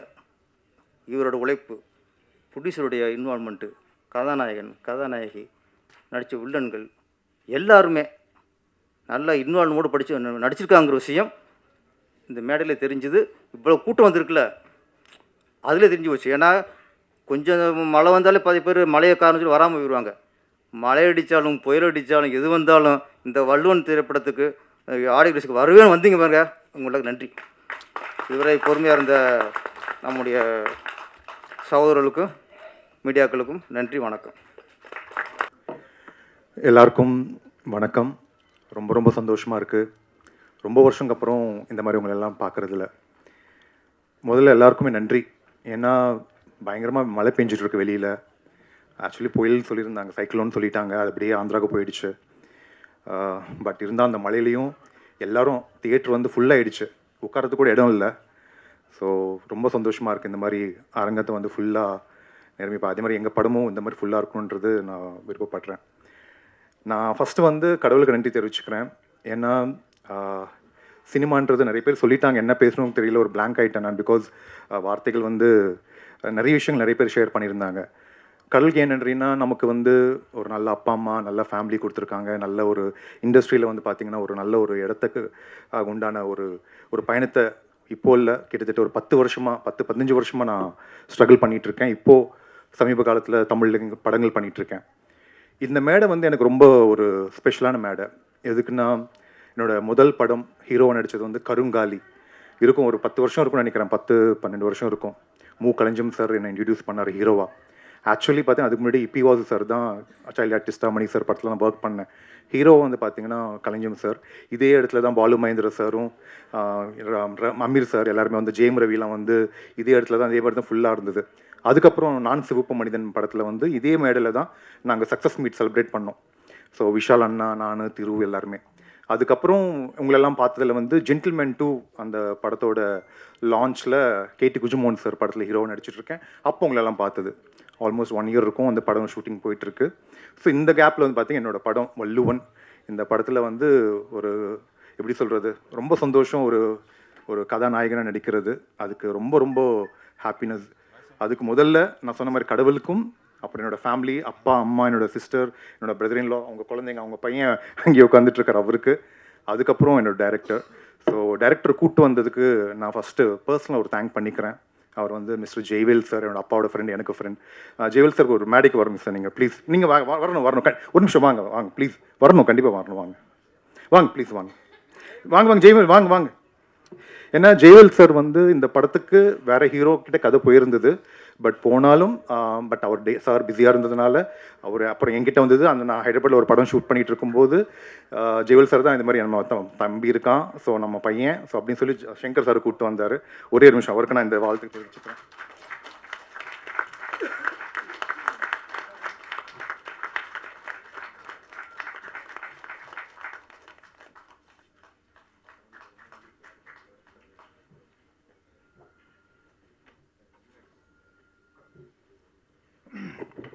ஸோ ஜெய்வேல் சாருக்கு ரொம்ப ரொம்ப நன்றி. ஏன்னா நான் இங்கே வந்து கருங்காலி பண்ணிட்டதுக்கப்புறம் நான் வாய்ப்புகள் விஜய் அண்ணா வீட்டிலேருந்து ஆல்மோஸ்ட் விருகம்பாக்கத்துலேருந்து அஜித் சார் வீடு, தலை வீடு வரையும் எல்லாம் என்னென்ன கம்பெனி இருக்குது எல்லா கம்பெனியும் ஏறி இறங்கிட்டேன். எல்லாரும் சொல்கிறது ஒரே ஒரு விஷயம்தான், என்னென்னா சார் நீங்கள் ரொம்ப வெள்ளையாக இருக்கீங்க, கலராக இருக்கீங்க அப்படின்னுவாங்க. நிறைய டேரக்டர்ஸ் பார்த்தேன், தமிழ் சினிமாவுக்கு நீங்கள் செட் ஆக மாட்டீங்க அப்படின்னுவாங்க. உள்ளுக்குள்ளே குட்டி பயம், என்னடா இப்படி சொல்கிறாங்களே. நிறைய ஆடிஷன்ஸ் கொடுத்துருக்கேன் எல்லாமே, ஆனால் மனசில் இருக்கும். ஆனால் இப்போ வெளிப்படையாக சொல்லான்னு இருக்கேன், பட் அந்த இடத்துக்கு இன்னும் நான் ரீச் ஆகலை. மக்கள் திலகம் எம்ஜிஆர் சார் என்ன கலர், நல்ல செவச்செவன்னு இருப்பார், ஓகேங்களா, சொல்லணும்னு இருக்கும், இப்போ சொல்கிறேன். கமல் சார் என்ன கலர், நல்ல செவச்செவன்னு இருப்பார். நம்ம தலை அஜித் சார் என்ன கலர், நல்ல செவச்செவன்னு இருப்பார். ஸோ கலர்லாம் ஒன்றுமே இல்லைங்க இங்கே, ஓகேங்களா. திறமை, அந்த திறமை மட்டும் பார்க்கணுன்றதான் நான் விருப்பப்படுறேன், ஓகேங்களா. ஒரு ஆர்டிஸ்ட்குள்ளே எல்லா டேலண்ட்டும் இருக்கும். அது ஒரு நல்ல டைரக்டர் வந்து அந்த கதையை வந்து நமக்கு சொல்லி அது புரிய வச்சு அது நம்ம உள்வாங்கி நம்ம நடிக்கிறது தான். ஸோ அதுதான் நான் விருப்பப்படுறேன். அதே மாதிரி சங்கர் சார் வந்து வந்தார், ஹைதராபாத்துக்கு வந்தார், ஜெய்வல் சார் கூப்பிட்டு வந்தார். வந்தோன்னு கதையை சொன்னார். எனக்கு சொன்ன உடனே ஒரே வார்த்தை தான், கதை கேட்டுட்டு ஃபுல்லாக ஒரு 2 மணி நேரம் சொன்னார். சொல்லிட்டோன்னு நான் சொன்னேன். அப்போது எனக்கு ஜென்டில்மேன் கமிட்டால் சொன்ன ஒரு விஷயம் என்னென்ன, இந்த கதையை கேட்டுட்டு சங்கர் சார், நம்ம Shankar sir, gentleman Shankar sir வந்து முதல் படம் அவருக்கு எப்படி இந்த படம் ஜென்டில்மேன்னா ஒரு பெரிய படம், ஒரு ஒரு ஒரு ட்ரேட்மார்க்காக இருந்ததோ அந்த மாதிரி இந்த படம் உங்களுக்கு இருக்குன்னு சொன்னேன். எப்படி சொன்னேன்னு தெரியாதுங்க, எனக்கு கதை கேட்டு சொன்னேன். ஆனால் அப்போ எனக்கு ஜென்டில்மேன் கமிட்டால் கேட்டி குஞ்சுமோகன் சார் யாருன்னு தெரியாது, எனக்கு டைரக்ஷன் டீம் தெரியாது, கீரவாணி சார் தெரியாது, ரஹ்மான் சார் தெரியாது, அந்த டீம் யாருமே தெரியாது எனக்கு. அந்த ஜென்டில்மேன் 2 கூட இல்லை எனக்கு. நான் பாட்டு இந்த படம் நடிச்சிட்டு இருக்கேன், போயிட்டுருக்கு, எல்லாம் இருந்தது. அதுக்கப்புறம் ஒரு நாள் திடீர்னு எனக்கு கால் வருது, இந்த மாதிரி ஜென்டில்மேன் 2ல் நீங்கள் ஹீரோவாக நடிக்கணும் அப்படின்றது. சார்கிட்ட போய் அப்ரோச் ஆகினதுக்கப்புறம் ஸோ இதெல்லாம் வந்து யூனிவர்ஸ் வந்து பார்த்துட்டே இருக்குது, ஓகேங்களா. ஸோ அது டைமில் எனக்கு கதை சொல்லி முடிச்சோடனே ஷைலு பிரதர் எனக்கு ஆஸ்திரேலியாலேருந்து ஃபோன் பண்ணார். Shailu brother, so thank you so much. So ரொம்ப ரொம்ப நன்றி உங்களுக்கு. ஏன்னா அவர் நினச்சா, பிகாஸ் நிறைய ஹீரோஸ் சொன்ன மாதிரி பெரிய ஹீரோஸ் இருக்காங்க இருந்தாலும், பட் என்கிட்ட வந்து சொன்ன உடனே ஷைலு பிரதர் ஓகே சொல்லி, அண்ட் அதோட உங்கள் பிரதர் சதீஷ் பிரதர், அம்மா அப்பா, ப்ரொடியூசரோட அம்மா அப்பாவுக்கு நான் நன்றி தெரிவிச்சுக்கிறேன். ஏன்னா என்னை வந்து அங்கேருந்து கூப்பிட்டு வர வச்சு எனக்கு வந்து ஃபஸ்ட் அட்வான்ஸ் கொடுத்தது அப்பா அம்மா தான். அம்மா அப்பா ரொம்ப நன்றி, அம்மா ரொம்ப நன்றி. ஸோ உங்கள் பிளெஸிங்ஸ் எப்பவுமே இருக்கணும். உங்கள் பையன், நான் உங்கள் வீட்டு பையன். ஸோ அதனால் நான் ஏன்னா இது கொஞ்சம் டைம் எடுத்துக்கிறேன், ஆல்ரெடி டைம் ஆகிடுச்சு, பட் ஐம் ஸோ சாரி. ஏன்னா ரொம்ப ஸ்ட்ரகிள் ஆகிட்டாங்க, ரொம்ப ஸ்ட்ரகிள், எந்த பேக்ரவுண்டும் இல்லை. அப்பா இதே வடப்பழனியில் தான் அம்பிளி பொம்மான்னு இருக்கும், அதில் அப்பா ஆர்டிஸ்ட், பெயிண்டிங்லாம் பண்ணிகிட்டு இருந்தார். அதுக்கப்புறம் என்ன கமலா தியேட்டரில் விட்டு படங்களை பார்க்க வச்சு, படங்களை பார்த்துட்டு காலைல மதியானம் சாப்பிட்றதுக்கு வருவார், சாப்பிட்டுட்டு என்னை பிக்கப் பண்ணிவிட்டு இங்கே விட்டுருவார், தியேட்டரில் விட்டுருவார், படம் பார்ப்பேன். அப்படி தான் சின்ன வயசில் வந்து பக்கத்தில் ஏவிஎம் ஸ்டுடியோவில் எந்த படமே தெரியாது, குழந்தை நச்சனமாக போய் நடிச்சிட்டேன். தெரியாது, வீட்டில் தேடிட்டு இருக்காங்க, எங்கே போயிட்டேன்னு தெரியல. ஸோ அப்படி நான் சினிமாக்குள்ளே வந்தது தான். அப்போத்துலேருந்து நடித்து படித்து அதுக்கப்புறம் சினிமா வாய்ப்புகள் தேடி வந்து கருங்காலிக்கு அப்புறம் சில படங்கள் பண்ணேன். ஸோ அதனால் ப்ரொடியூசர்ஸ், டைரக்டர்ஸ், அப்புறம் என்னோட டெக்னீஷியன்ஸ், மெயினாக வந்து இந்த படம் கதை கேட்டோடனே இந்த கதை சூப்பராக இருந்தது, சங்கர் சார் சொல்லிட்டேன், யார் பண்ணுறாங்க கேமராமேன் கேட்கும்போது வெற்றிமாறன் சார் டீம்லேருந்து நம்ம சுரேஷ் பாலான்னு சொன்னார். எனக்கு ஆக்சுவலி கொஞ்சம் படபடன்னு இருக்குது. ஏன்னா இந்த நேரத்தில் நான் வெற்றிமாறன் சாருக்கு தேங்க் பண்ணணும். ஏன்னா எங்கள் படத்துக்கு வந்து ஃபர்ஸ்ட் லுக் அவர் தான் லான்ச் பண்ணார். கலைப்புலி தானு சார், அவருக்கு நான் தேங்க் பண்ணணும், அவருக்கு லான்ச் பண்ணியிருந்தார். அப்புறம் லிங்கசாமி சார், போஸ் சார், அவருக்கு தேங்க் பண்ணணும். Cheran sir, director Cheran sir, அவருக்கு. தேனப்பன் சார் கூப்பிட்டோன்னே பர்சனலாக வந்து அவரும் எங்களுக்கு சப்போர்ட் பண்ணார், தேனப்பன் சாருக்கும். ஸோ அதனால் இங்கே மேடையில் இருக்கிற எல்லா பெரியவங்களுக்கும், ஜாம்பவாங்கள் இருக்காங்க. ஸோ பேரரசு சார், ஆர்வி உதயகுமார் சார் எல்லாம் கிளம்பிட்டாங்க, நான் நேரம் கொஞ்சம் நாளனால. அதுக்கப்புறம் ஆர்கே செல்வமணி சார், ஸோ பெரியவங்க எல்லாமே இருக்காங்க, எல்லா ஆர்டிஸ்ட் எல்லாம் நடித்தவங்க எல்லாருமே. ஸோ அவங்களுக்கு எல்லாருக்குமே நன்றி தெரிவிச்சுக்கிறேன். அதனால் வந்து ஸோ இந்த படம் வந்து சொல்லுவாங்க எல்லாமே கஷ்டப்பட்டு நடித்தோம், ரொம்ப வந்து நிறைய கஷ்டத்தை பார்த்துட்டோம் அப்படின்வாங்க. நிஜமாக கஷ்டத்தை பார்த்தோம், கோவிடுக்கு அப்புறம் நிறைய கஷ்டங்கள் இருந்தது. பட் ப்ரொடியூசர்ஸ் வந்து என்றைக்குமே வந்து அது மைண்ட் பண்ணாமல் ஷூட்டிங்லாம் போனோம். ஆக்சுவலி உயிர் கொடுத்து நடிப்பாங்க சொல்லுவாங்க, உயிர் கொடுத்து படம் எடுப்பாங்க. நிஜமாக உயிர் கொடுத்தாங்க நடித்தோம். ஏன்னா கதை சொல்லும்போது சில விஷயம் சொல்லிட்டு என்னை வந்து உயிர் போகிற அளவுக்கு ஒரு சில விஷயம்லாம் பண்ணி வச்சுருந்தாரு. இந்த இன்ட்ராகேஷன் சீன் பிரேமண்ணருக்கு தெரியும், ஒரு ட்ரம்மில் போட்டுட்டு, ஒரு ட்ரம்முக்குள்ளேயே பூராதுங்க உடம்பு, நம்ம கொஞ்சம் ஹெவியாக இருப்போம், கொஞ்சம் பில்லாம் பண்ணியிருந்தோம். ஒரு தண்ணி ட்ரம்மில் போட்டுட்டு அது வெளியில் வர முடியாது, அந்த ட்ரம்குள்ளே இறங்க முடியாது. ஃபர்ஸ்ட் ஆஃப் ஆல் அந்த ட்ரம்ல உட்கார வச்சுட்டு அதுக்குள்ளே ஸ்மோக்கு விட்டு அங்கே காலி ஆகிட்டேன் நான். அந்த சீன் பண்ணும்போது நான் முடிச்சுட்டாங்க, பிளான் பண்ணிட்டாங்க போல இருக்கேன் அப்படின்னு, அங்கே ஒரு வாட்டி காலி, ஓகேங்களா. பட் இருந்தால் நல்லா வந்திருக்கு அந்த சீன். அதுக்கப்புறம் பார்த்தீங்கன்னா எனக்கு இன்றைக்கி தான் ஒரு இன்டர்வியூ பண்ணோம். எனக்கு இப்போ தான் ஷைலு பிரதர் சொன்னார், எனக்கு நாங்கள் பாட்டுக்கு இங்கே சாங்கு டுவெட்டு நல்லவங்கெல்லாம் போடும்போது இங்கே அப்ராட்லாம் வேணும், இங்கேயே நல்ல ஊர்லாம் இருக்குது. நம்ம சிக்மங்களூர் தாண்டி பக்கத்தில் ஒரு ஊர் இருக்குது சூப்பராக, அங்கேருந்து ஒரு 80 கிலோமீட்டர்ஸ் போகலாம், ஹில் ஸ்டேஷன் சொன்னாங்க. சரி சூப்பராக ஜாலியாக நல்லா டுவெட் இல்லை நல்லா இருக்குன்னு போயிட்டு எல்லோரும் நல்லா போய் ரீச் ஆகிட்டோம். பட் அங்கே பார்த்தீங்கன்னா ஓரளவுக்கு தான் பர்மிஷன் இருந்தது, அதுக்கு மேலே பெர்மிஷன் இல்லை. பட் இருந்தாலும் வந்து ஷைலு பிரதருக்கு அங்கே கொஞ்சம் ஹோல்டு இருக்குது பிரதருக்கு. நல்ல தைரியமாக உள்ளே போயிட்டாரு. போனதுக்கப்புறம் அவங்கெல்லாம் ஒரு கார் வச்சுட்டு அவங்க ஒரு டீம் அவங்க இருக்காங்க. எனக்கும் ஹீரோயினுக்கும் ஒரு பைக் கொடுத்துட்டாங்க. கேமராமேன் சார்லாம் ஒரு காரில் ஏறிட்டாங்க. என்ன ஆயிடுச்சு, அது பாட்டுக்கு போயிட்டு இருக்கு, சாங் அப்படியே போயிட்டு இருக்கோம்.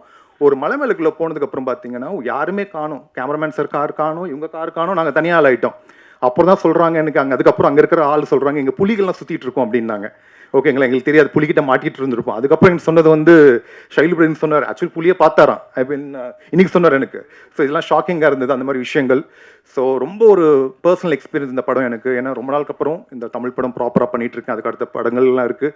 என் கூட வேலை செஞ்ச எல்லா ஆர்டிஸ்ட் டெக்னீஷியன்ஸ் எல்லாம் இருக்கும். அண்ட் அஸ்வத் பிரதர் கூப்பிட்ட உடனே நான் சொன்னேன் படத்துக்கு மியூசிக் யார் பண்ண போகிறான்னு கேட்கும்போது இன்னும் கன்ஃபார்ம் ஆகலன்னு போது அஸ்வத் பிரதர் நல்லாயிருக்கும். என்ன எஃப்ஐஆர் படம் பண்ணார். பிரதருக்கு ஃபோன் பண்ணி பேசினோடனே பிரதர் சொன்ன, பிரதர் நான் கண்டிப்பாக பண்ணுறேன் பிரதர் அப்படின்னாரு. ஸோ அஸ்வத் பிரதருக்கும் அப்புறம் இந்த படத்துக்கு நான் கேட்டேன். ஸோ என்னால் முடிஞ்சது என்னென்னா மியூசிக் டைரக்டர் கன்ஃபார்ம் ஆகிடுச்சு, எடிட்டர்ஸ் பிரதர் எல்லாமே கன்ஃபார்ம் ஆகிடுச்சு. பிஆர்ஓ யாருன்னு கேட்கும்போது நம்மளுக்கு தெரிஞ்ச சார் பிரதர் இருந்தார், John sir please come up. So அவருக்கும் வாங்க, அவரும் எனக்கு ஒரு ஃபேமிலி ஃப்ரெண்ட் மாதிரி தான், ஒரு பிரதர் மாதிரி தான். ஜான் சாருக்கும் நன்றி. ஸோ இவங்க எல்லாருக்கும் நான் சப்போர்ட் தேங்க் பண்ணிக்கிறேன். அண்ட் எல்லாமே என்னோட அசிஸ்டன்ட் டைரக்டர்ஸ் எல்லாரும், அண்ட் நம்ம makeup department and fight masters அவங்க அசிஸ்டன்ட்ஸ் எல்லாருக்கும், அண்ட் கொரியோகிராஃபர்ஸ், டான்ஸ் கொரியோகிராஃபர்ஸ். அதே மாதிரி இந்த படத்தில் வந்து பார்த்திங்கன்னா நல்ல கண்டென்ட் இருக்குது அண்ட் ஒரு நல்ல சோஷியல் மெசேஜ் இருக்குது. ஸோ படம் பார்த்துட்டு ஃபுல் ஃப்ளெஜ்டாக நீங்கள் ஒரு சின்ன ஒரு பெயினோட தான் வீட்டுக்கு போவீங்க. ஃபஸ்ட்லேருந்து எப்படி வரும், இன்ட்ரெஸ்டிங்காக வரும். பிரதர் நல்லா பண்ணியிருக்காரு அந்த படம். பிரதரோட சப்போர்ட்டாக இருந்த பிரீத்தி சிஸ்டர், அவங்களோட சிஸ்டர் அவங்களும் நல்லா சப்போர்ட் பண்ணி எல்லாம் பண்ணியிருக்காங்க. ஸோ என்ன சொல்கிறது, பிரதர் சொல்லியிருக்காங்க ப்ரொடக்ஷனில் வந்து ஏன்னோ ஒரு பெரிய சின்ன படமாக அப்படி தான் ஆரம்பித்தாங்க. பட் இது வந்து பெரிய படமாக கொண்டு போயிட்டாங்க. ஸோ ஒரு பெரிய ஒரு எப்படி சொல்கிறது, பெரிய ஸ்கேலில் ஒரு கிராண்டியராக தான் இருக்குது இந்த படம். எந்த விஷயத்துலையும் இந்த சின்ன படமாக இருக்காது எனக்கு தெரிஞ்சு. ஏன்னா நீங்கள் படம் பார்க்கும்போது புரியும். ஸோ இந்த படம் நீங்கள் பார்த்துட்டு அண்ட் அதே மாதிரி இந்த மார்னிங் ஷோ அப்படின்றது ரிலீஸ் வந்து அடுத்த மாதத்தில் வந்துடும் நினைக்கிறேன். ஐ திங்க் பிஸ்னஸ் எல்லாம் போயிட்டுருக்கு. நீங்கள் தயவு செய்து என்னென்னா புது ஹீரோ, புது டைரக்டர், புது ப்ரொடியூசர் அப்படிலாம் பார்க்காதீங்க. ட்ரைலர் பாருங்கள், பார்த்து நிறைய பேர் ஷேர் பண்ணுங்கள். அந்த மார்னிங் ஃபஸ்ட் ஷோ, அந்த மார்னிங் 11 o'clock வர ஷோக்கு வந்து நீங்கள் ஜஸ்ட் சும்மா வந்து பாருங்கள். ஏன்னா வந்து பார்த்தீங்கன்னா அந்த மார்னிங் ஷோ ஃபுல்லானதான் அடுத்தடுத்த ஷோஸ் வந்து ஃபுல்லாகும். ஐ மீன் ஃப்ரைடே, சாட்டர்டே, சண்டே அந்த 3 நாள் தான் எங்களோட கெரியரே வந்து டிசைட் ஆகிருக்கும். அதனால் நீங்கள் வந்து ஏன்னா ஓடிடியில் பார்த்துக்கலான்னா அப்படின்றது இருக்குது. கண்டிப்பாக ஓடிடியில் பாருங்கள். பட் தியேட்டரில் பார்த்துட்டதுக்கப்புறம் ஓடிடியில் பாருங்கள். அது நான் ரிக்வெஸ்ட் பண்ணிக்கிறேன். அண்ட் யாரையாவது நம்ம மறந்துட்டேன்னா மன்னிச்சுருங்க. ஏன்னா இந்த படத்தில் வந்து கொஞ்சம் நஞ்சம் என்ன சொல்கிறது, ஸ்ட்ரகிள் கிடையாது, நிறைய ஸ்ட்ரகிள் பார்த்தாச்சு. அண்ட் நிறைய இஷ்டத்தோட லவ் பண்ணியிருக்கோம். அண்ட் வேறு யார், எல்லாருக்கும் ரொம்ப ரொம்ப நன்றி. And heroine ஆஷ்னா, so you are so wonderful co artist. நான் நினச்சேன் ஹீரோயின் கேட்கும்போது ஆஷ்னான்னு சொன்னாங்க. She is wonderful co artist. நல்ல தமிழ் அந்த வந்து எல்லாமே டயலாக்ஸ் எல்லாமே ப்ராப்பராக கற்றுக்கிட்டு எல்லாமே பண்ணாங்க. அந்த பிரேமண்ணா அண்ட் உங்களோட நடித்தது வந்து ரொம்ப ரொம்ப ஹாப்பியாக ஃபீல் பண்ணுறேன்னா, because you are marvellous actor. நான் நிறைய படங்கள் பார்த்துட்ருக்கேன் உங்களுது.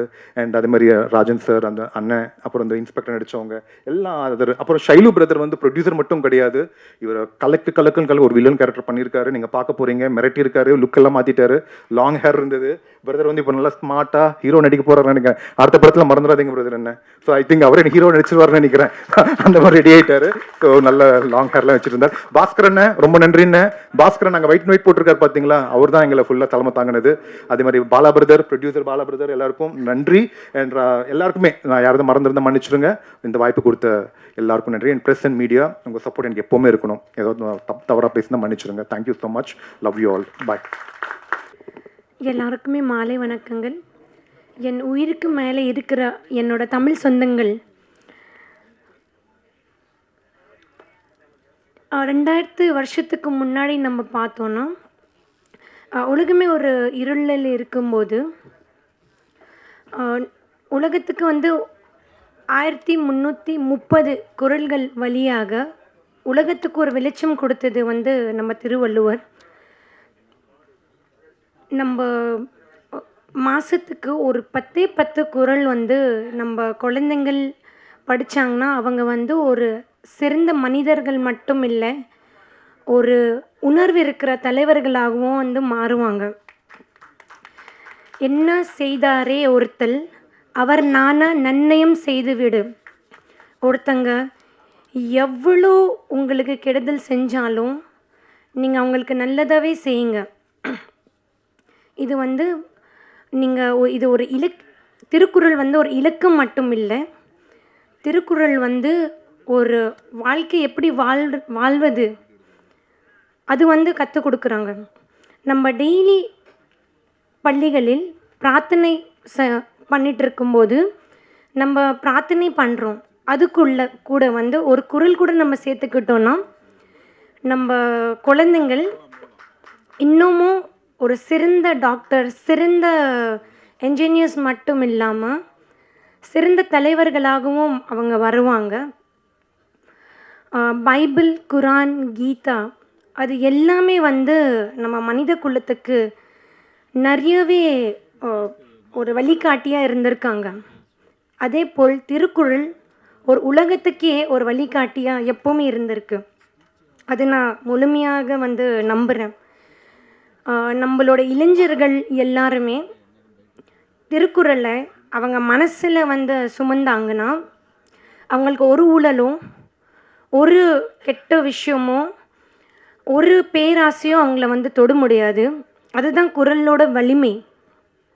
நம்ம இளைஞர்கள் அவங்க மனசுக்குள்ள குறளோட ஒரு விஷயம் உள்ளே எடுத்து போனாங்கன்னா அவங்க தமிழ்நாடு மட்டும் இல்லை, உலகத்தோட தலையெழுத்து அவங்களால மாற்ற முடியும்.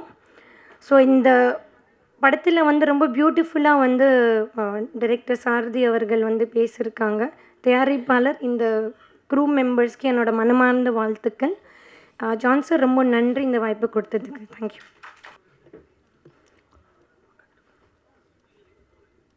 மேடையில் வீற்றிருந்த பெப்சி தலைவர் ஆர்கே செல்வமணி சார் அவர்களுக்கும், எங்கள் தமிழ்நாடு இயக்குனர் சங்க தலைவர் ஆர்வி உதயகுமார் சார் அவர்களுக்கும், எங்களுடைய தமிழ்நாடு இயக்குனர் சங்க செயலாளர் திரு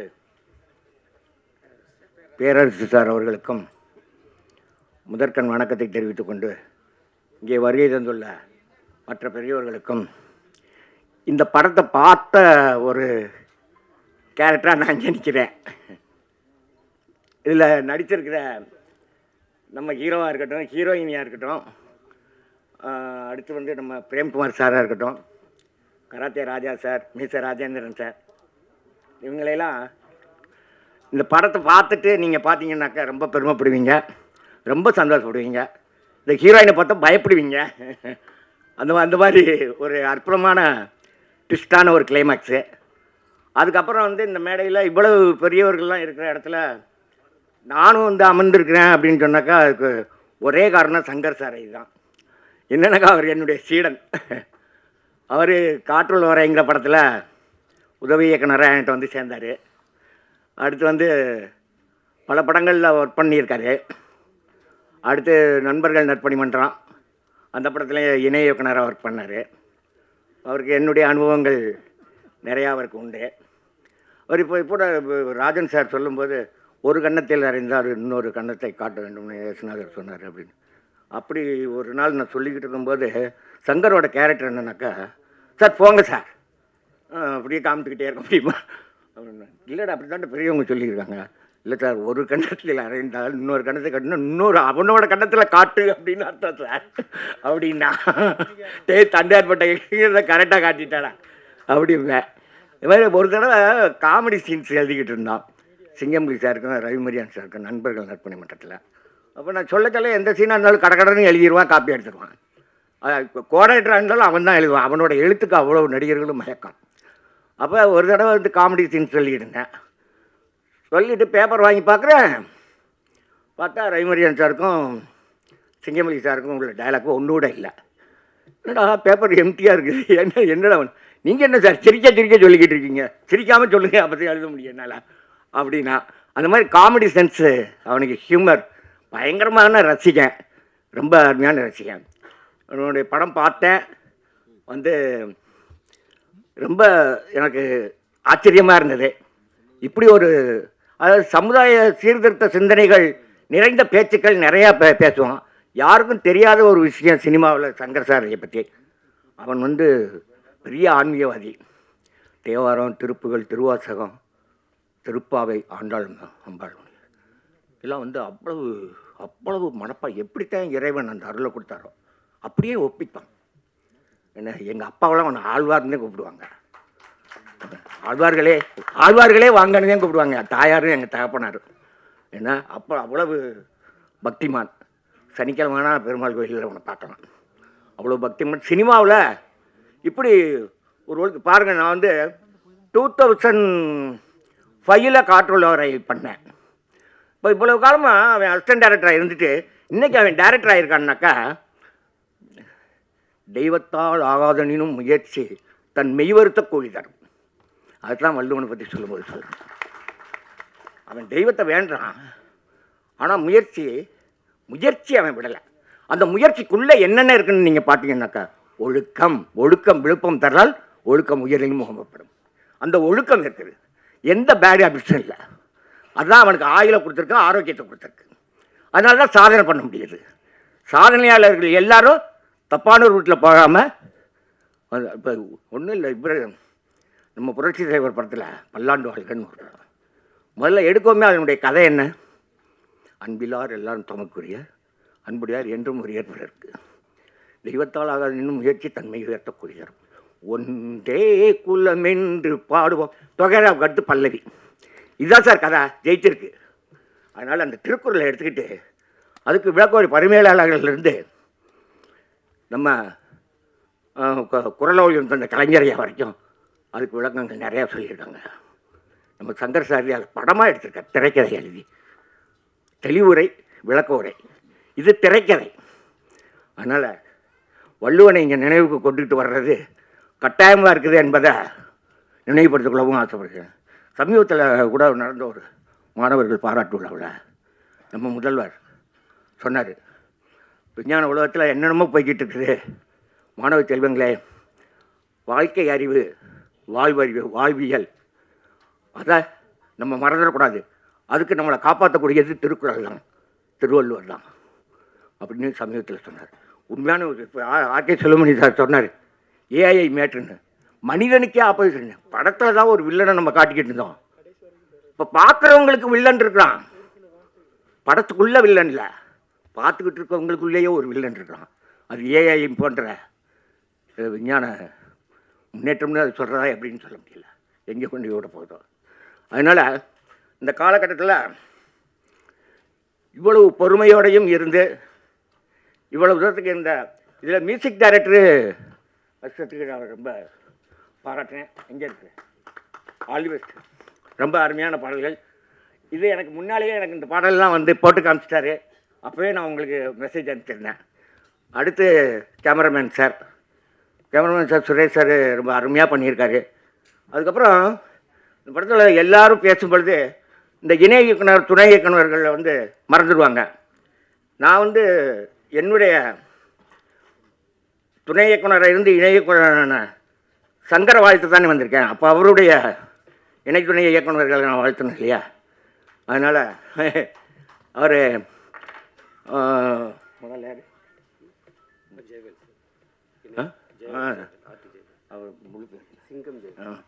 சிங்கம் ஜெயவேல், தம்பி சிங்கம் ஜெயவேல் அவர்களுக்கும், அடுத்து வந்து அருணகிரி அவர்களுக்கும், அடுத்து வந்து செந்தில்குமார், பிரீத்தி மாது அவர்களுக்கும், இன்னும் கூடிய சீக்கிரம் இந்த படம் ரிலீஸ் ஆச்சுனாக்கா சங்கருக்கு நிறையா படம் வரும். சங்கர் கால் சீட்டு இல்லாதவங்கெல்லாம் உங்கள்கிட்ட தான் வருவாங்க என்ன. அதனால் நீங்கள் கூடிய சீக்கிரம் நாச்சியப்பன், தம்பி நாச்சியப்பன், நாங்களாம் நாச்சியப்பன் நம்மள்டையும் ஒர்க் பண்ணார் என்ன, உங்கள்கிட்ட தான் வருவாங்க. இது மாதிரி புரட்சிகரமான சமுதாய சீர்திருத்த சிந்தனைகளோடு உள்ள படங்கள் எடுக்கணும். அதுக்கு ஐயா ராஜேந்திரன் மாதிரி, ஷைகுமார் அவர்கள் மாதிரி ப்ரொடியூசர்கள் ஆண்டோர் நல்லால் அவங்களுக்கெல்லாம் கிடைக்கணும், எல்லோரும் படம் பண்ணணும் அப்படின்னு மனமாற வாழ்த்தி இந்த படம் மாபெரும் வெற்றியடைய எனது மனப்பூர்வமான வாழ்த்துக்களை தெரிவித்துக் கொண்டு விடைபெறுகிறேன். நன்றி, வணக்கம். அனைவருக்கும் வணக்கம். வள்ளுவன் நல்ல வைப்ரேஷனோடு தான் இது ஆரம்பிக்குது. வள்ளுவன்னாலே அப்படி தான். ஸோ என்னென்னா, இந்த ஸ்டேஜில் பார்த்தோம், இயக்குனர் தன்னோட தாயை எப்படி செலிப்ரேட் பண்ணாங்கன்னு ஆரம்பித்து, இந்த தயாரிப்பாளரோட நோக்கம், சினிமா எடுக்கிறதுக்கான நோக்கம், நிறைய பேருக்கு வேலை வாய்ப்பு கொடுக்கணும் அப்படின்றது, இந்த மாதிரியான விஷயங்கள் மூலமாகவே இந்த படம் வந்து பாதி வெற்றின்னு சொன்னாங்க, முழு வெற்றி அடைஞ்சிருச்சு. இன்றைக்கி தேட்டருக்கு வரதே பெரிய வெற்றி, அதை அடைஞ்சிருக்காங்க. ஸோ தமிழ் சினிமாவோட லெஜெண்டரி பீப்புள் இங்கே இருக்காங்க. தயாரிப்பாளர் சங்கம், விநியோகஸ்தர் சங்கத்திலேருந்து, இயக்குனர் சங்கம், நடிகர் சங்கத்திலேருந்து, எல்லாத்துலேருந்துமே முக்கியமானவங்க இருக்காங்க. மெயினாக சொல்லணுன்னா ஏஜ்லெஸ் ஆக்டர்ஸ் இந்த படத்தில் இருக்காங்க. நான் 10+ இயர்ஸாக பார்த்துட்ருக்கேன். சீனு பிரதர், அஸ்னா, ராஜசிம்மன், பிரேம் பிரதர், இவங்க எல்லாருமே ஏஜ்லெஸ். நான் இப்போ 10 இயர்ஸ் முன்னாடி எப்படி பார்த்தோன்னு அப்படியே வந்துட்டுருக்காங்க. ஸோ அந்த படத்துக்கு அது ஒரு பெரிய ப்ளஸ். அவங்களோட பெஸ்ட்டை கொடுத்துருக்காங்க. டெக்னிக்கலாக ரொம்ப நல்லா இருக்குது. கண்டிப்பாக அந்த படம் தமிழ் சினிமாவில் சொல்லிக்கிற மாதிரியான ஒரு இடத்துல இந்த படம் பேசப்படும்னு நம்புகிறேன். குழு அனைவருக்கும் வாழ்த்துக்கள். இந்த வாய்ப்பை வழங்கிய PR மிஸ்டர் ஜான் அவர்களுக்கு நன்றி. அனைவருக்கும் வாழ்த்துக்கள். தேங்க்யூ. வள்ளுவன் திரைப்பட இசை வெளியீட்டு விழாவுக்கு வந்திருக்கும் உங்கள் அனைவரையும் அன்போடு வணங்கி வரவேற்கிறேன். நன்றி. மேடையில் அமர்ந்திருக்கும் பெரியவர்கள், தலைவர்கள் எல்லோருக்கும் அன்பு நிறைந்த வணக்கம். இந்த வள்ளுவன் திரைப்படத்தில் எனக்கு ஒரு மிகப்பெரிய ரோல் கொடுத்துருக்காரு இயக்குனர் சங்கர் சாரதி. ஒரு அட்வொகேட், வக்கீல் கேரக்டர் கொடுத்துருக்காங்க. அண்ணன் இயக்குனர் உதயகுமார் அண்ணன் இப்போ கேட்டாங்க, ராஜா இந்த படத்தை நடிச்சிருக்கீங்களான்னு. சின்ன ஒரு தடுமாற்றம் ஆச்சு. அதுக்கு முன்னாடி கூட ட்ரெயிலரில் என்னோடய வாய்ஸ் கொடுத்துருந்தாரு சங்கர். என்னுடைய ஃபேஸ் காட்டாமல் ஏதோ சஸ்பென்ஸாக வச்சுருக்காரு, அதனால் தெரியல. அது அண்ணா வந்து கரெக்டாக அந்த டவுட்டோடையே கேட்டாங்க. ரொம்ப சந்தோஷம். இதுக்கு அடுத்து நீங்கள் ட்ரெயிலர் எது பண்ணாலும் சின்னதாக என் முகத்தை நீங்கள் காட்டணும்னு சொல்லி அன்பான சங்கர் அந்த பிரதர்கிட்ட கேட்டுக்கிறேன். சந்தோஷம். அது ஏதாவது ஒரு சூழ்நிலையில் பண்ணுவாங்க, அது தவறு இல்லை. நீங்கள் காட்டினீங்கன்னா எனக்கு ரொம்ப சந்தோஷமாக இருக்கும். நான் எனக்கு தெரிஞ்சவங்களாம் கொஞ்சம் அனுப்பி வைப்பேன், வேற ஒன்றும் இல்லை. இந்த வள்ளுவன் திரைப்படத்தில் எனக்கு மிகப்பெரிய வாய்ப்பளித்த இயக்குனர் சங்கர் சாரதிக்கும், தயாரிப்பாளர்கள், அவர்களது தந்தை, வள்ளுவன் திரைப்படத்தோட டீம் எல்லோருக்கும் என்னுடைய நன்றியை மனசார சொல்கிறேன். நீங்கள் எல்லாரும் பத்திரிகை துறை சார்ந்த நண்பர்கள், நீங்கள் எல்லாரும் முழு சப்போர்ட் பண்ணி வள்ளுவன் திரைப்படத்துக்கு வெற்றி பெற வைக்க வேண்டுமாய் உங்களை அன்போடு நான் கேட்டுக்கிறேன். நன்றி. அதுக்கப்புறம் எனக்கு மனசில் ரொம்ப வருஷமாக அப்படியே எனக்கு இப்போல்லாம் ரொம்ப ஒரு அதிகமாக ஒரு நல்ல ஒரு உணர்வாக இருந்தது. இன்றைக்கி மேடையில் தலைவர் அண்ணெல்லாம் இருக்காங்க, அதனால் சொல்லணும்னு எனக்கு ரொம்ப ஆசை. இந்த மாதிரி நான் எப்பயும் பேசுனதில்லை. முதல்ல என் மனசுக்குள்ளே உள்ளதை நான் சொல்கிறேன். நான் எல்லா ஊருக்கும் எங்கேயாவது ஊருக்கு போனால் வெள்ளி சனி ஞாயிறுங்க தாண்டி மற்ற கிழமைகளில் உள்ள தேட்டருக்கு போய் பார்க்குறேன்னு. எந்த ஊருக்கு ஒரு கிராமத்துக்கு போனாலும் நான் அந்த தேட்டருக்கு போய் பார்க்குறேன். ஒவ்வொரு படங்களும் பார்த்தீங்கன்னா ஒரு 12 மணிக்கு ஷோ போவேன், 3 மணிக்கு போவேன். நான் மட்டும் தனியாக போய் பார்க்குறேன். 7 பேர் உட்காந்துருக்காங்க, 12 பேர் இருக்காங்க, 15 பேர் இருக்காங்க. ஒரு தேட்டர் பார்த்தா 4 பேர் இருந்தாங்க. மனசு வலிச்சுது எனக்கு ரொம்ப. நான் அப்படி படம் பார்த்துட்டு நடுக்குது எனக்கு உடம்புலாம். என்ன இப்படி இருக்குது அப்படின்னு பார்த்தா ஒவ்வொரு ஊர்லேயும் இருந்த தேட்டர்லாம் உடச்சி கல்யாண மண்டபமாகவும் மாலாவும் ஆகிட்டு இருக்கு வேறு மாதிரி. அது யாருமே வந்து பெருசாக இது சாரமாக பேசவே மாட்டாங்களேன்னு எனக்கு ஒவ்வொரு இதுவும் பார்க்கும்போது இது விஷயமா யாராவது பேசுவாங்கன்னு பார்த்தா இல்லை. இப்போ நான் மூணாறுன்னு ஒரு ஊருக்கு நான் போனால் மூணாறில் தேட்டரே இல்லை. மூணாறு எவ்வளோ பெரிய ஊர் பாருங்க, எவ்வளோ பெரிய ஒரு சுற்றுலாத்தலம். அந்த இடத்துல நம்மளுடைய திரைத்துறையை சார்ந்த அந்த தேட்டரே இல்லை. நிறைய ஊரில் இந்த மாதிரி உங்களுக்கு எல்லாத்துக்கும் இப்போ நான் சொன்னதுக்கப்புறம் ஞாபகம் வரும்னு நினைக்கிறேன். அவங்கவுங்க ஊரில் தேட்டர் 20 தேட்டர் உடைச்சிடறாங்க, தேட்டரை உருவாக்குறது கிடையாது. இருக்கிறத முடிச்சுட்டு அடுத்து வேறு ஏதோ வந்துட்டு இருக்கு. இப்படியே வந்து சினிமா துறை வந்து பார்த்தீங்கன்னா சினிமாவுடைய அந்த வாழ்வில் வந்து குறைஞ்சிக்கிட்டே இருக்கிறதா நான் உணர்றேன். எனக்கு தெரிஞ்ச அனுபவத்தில் நான் சொல்கிறது சரியாக இருக்கா தப்பாக இருக்கான்னு எனக்கு தெரியல. ஆனால் என்னுடைய உணர்வுகளை நான் வந்து கரெக்டாக சொல்லணும்னு எனக்கு ஆசை. நிறைய பேருடைய உணர்வுகளை நான் வாங்கி தான் நான் சொல்கிறேன். இது வள்ளுவன் திரைப்படத்தோட மேடை வந்து எனக்கு நல்ல ஒரு மேடையாக அதை சொல்லி என்னோட இறைவன் எனக்கு வந்து இந்த உணர்வு கொடுத்துருக்காரு. இப்போ என்னென்னா அந்த தேட்டருக்கு போய் பார்த்து அவங்ககிட்ட ஏதாவது நான் பேசுவேன். பேசும்போது அப்புறம் தேட்டருக்கு வெளில ஏதாவது பார்க்கும்போது ஏன் தேட்டருக்குலாம் போக மாட்டேங்குன்னு கேட்கும்போது இப்போ மீடியா எல்லாமே மொபைலில் கையிலே வந்துருச்சு. அது ஒரு மெயின் காரணம். அதை தாண்டி என்ன சொல்கிறாங்க, பப்ளிக்காக இருக்கிறவங்க தேட்டருக்கு போனால் திங்கிற பொருளை எடுத்துகிட்டு உள்ளே அனுமதிக்க மாட்டாங்கிறது மிகப்பெரிய குற்றச்சாட்டாக இருக்குது பொதுமக்கள்கிட்ட. அது நீங்கள் எல்லாருமே தலைவரான எல்லாரும் ஒன்று சேர்ந்து இதை கலந்து ஆலோசித்து இதுக்கு ஒரு நல்ல முடிவு நீங்கள் கொடுத்தீங்கன்னா ரொம்ப சிறப்பாக இருக்கும். நம்மளோட சினிமா வந்து தேட்டரில் நல்லபடியாக ஓடுன்னு என்னுடைய ஆசை. என்னென்னா இப்போ இது வந்து யாருக்குமே மைனஸாக இருக்காது. இதை வந்து பண்ணால் அந்த தின்பொருளை உள்ளே எடுத்துகிட்டு போய் சாப்பிட்றதுக்கு அனுமதி கொடுத்தா போதும், வேறு ஒன்றுமே நான் கேட்கல. இதை கொடுத்தாச்சுன்னா தன் குழந்தைகளுக்கு ஏதோ ஒரு உணவு எடுத்துகிட்டு போவாங்க இல்லையா, பசிக்கிற குழந்தைக்கு எடுத்துகிட்டு போவாங்க, உள்ளே ஊட்டி விடுவாங்க, பிஸ்கட் கொடுப்பாங்க, போதும். இப்போ பல காரணங்களுக்காக தேட்டரை வந்து அப்படி அனுமதிக்க முடியாதுன்னு சொன்னாங்கன்னா அந்த காரணங்கள் என்னென்னா, இப்போ நம்ம தேட்டரில் அவங்க வந்து அதிக ரேட்டு விற்கிறது முதல்ல தடையெல்லாம் பண்ண வேணாம். அவங்க விற்றுக்கிட்டு ஒன்றும் பிரச்சனை இல்லை. ஆனால் இது அனுமதி கொடுத்தா போதும். அவங்க விற்றுக்கிட்டு ரேட் அதிகமாக விற்கிட்டோம். இந்த பொருளையும் எடுத்துகிட்டு போக சொன்னால் முடியாதவங்க போய் சாப்பிடுவாங்க, நம்ம படத்தை போய் பார்ப்பாங்க. இப்போ உணவுப் பொருள் எதுவுமே எடுத்துகிட்டே போகிறோம், எல்லாம் பிடுங்குறாங்க. பிடுங்கி அவங்க செக் பண்ணுறதுக்கு வலிக்குது எனக்கு. அந்த சின்ன குழந்தைங்களுக்கு பிஸ்கட்லாம் வாங்கி அங்கே பொருளை உள்ளே போடுறாங்க. எல்லாருக்குமே இந்த அனுபவம் இருக்குன்னு நினைக்கிறேன். இப்போ அப்படி போடும்போது அவங்க பொருளை என்ன ரேட்டில் வேணாலும் விற்றுக்கிட்டோம், எடுத்துகிட்டு போகிற பொருளை தின்பொருளாக அனுமதி கொடுத்தா நமக்கு போதும். மற்றபடி ஒருவேளை அனுமதி கொடுக்க முடியாது அப்படின்னு ஒரு சட்டம், ஏதாவது ரூல்ஸ் அண்ட் ரெகுலேஷன் உங்களுக்கு இருந்ததுன்னா தின்பொருளை எடுத்துகிட்டு போக வேணாம். ஆனால் தேட்டரில் விற்கிற பொருள் எல்லாமே எம்ஆர்பியில் மட்டும் விற்றால் போதும், அது எல்லாருமே வர வைப்பாங்க. இந்த 2 மட்டும் அண்ணன் செஞ்சீங்கன்னா எனக்கு ரொம்ப சந்தோஷமாக இருக்கும். இது ஏன்னா இது தலைவர் அண்ணெல்லாம் மேடையில் இருக்கிறது எனக்கு ரொம்ப சந்தோஷமாக இருக்குது. நான் இப்போ சொல்கிறதுலேருந்து எல்லாரும் பாருங்கள், தேட்டரில் வந்து நிச்சயமாக டிக்கெட் ஏறும். சின்ன சின்ன படங்கள் பண்ணுறவங்களாம் ரொம்ப ரொம்ப கஷ்டப்படுறாங்க. இப்போ படம் பண்ணிடுறாங்களே வெளியே, திரும்ப ரிலீஸ்க்கு போகும்போது தேட்டரில் மெம்பர்ஸ் வரவே மாட்டாங்க. இது என்ன காரணம் ரொம்ப உள்ளுக்குள்ளே நான் ஆராய்ந்து அவங்களோட கேட்டு அவங்க எல்லோருடைய உணர்வுகளை நான் பதிவு பண்ணுறதா நான் நினைக்கிறேன். அந்த நிலையில் இது ஒரு நல்ல முடிவு எடுத்து நல்ல மாற்றத்தை கொடுத்தா சந்தோஷமாக இருக்கும்.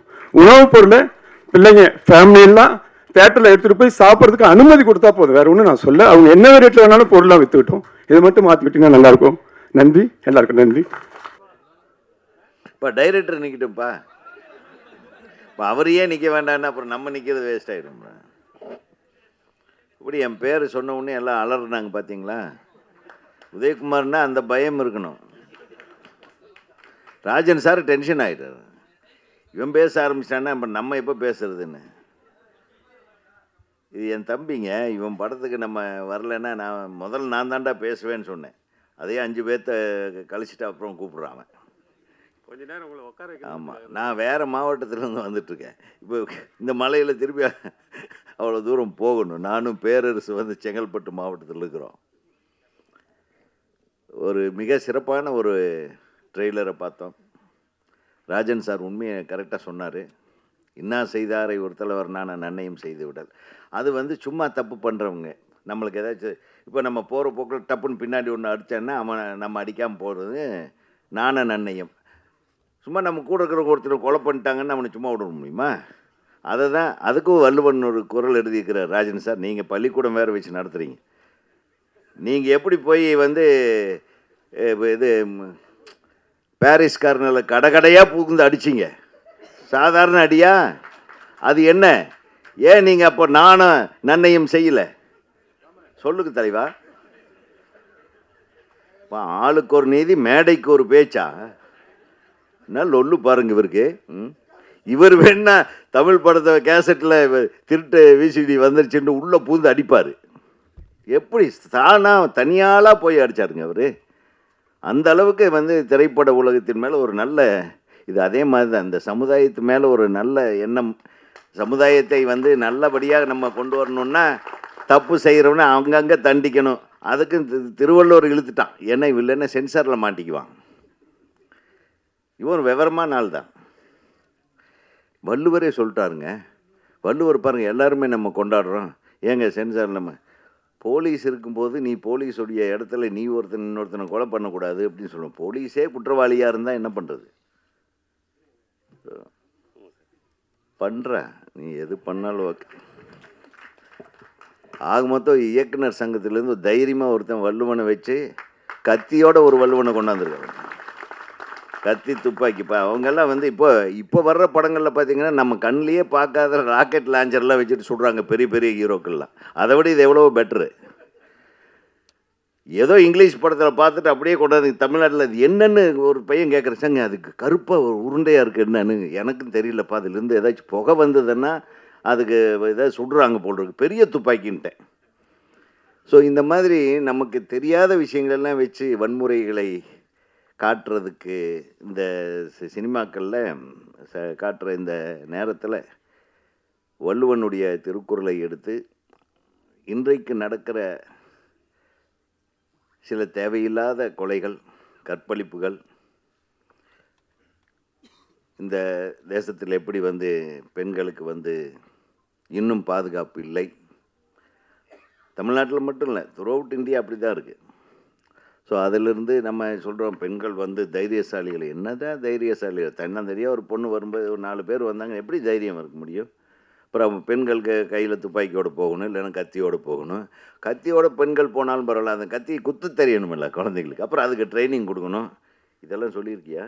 இல்லை சொல்லியிருந்தாலும் சொல்லியிருப்பேன். நீ நம்ப முடியாது. நீ பயங்கர வன்முறையாளனாக இருப்ப போல் இருக்கே.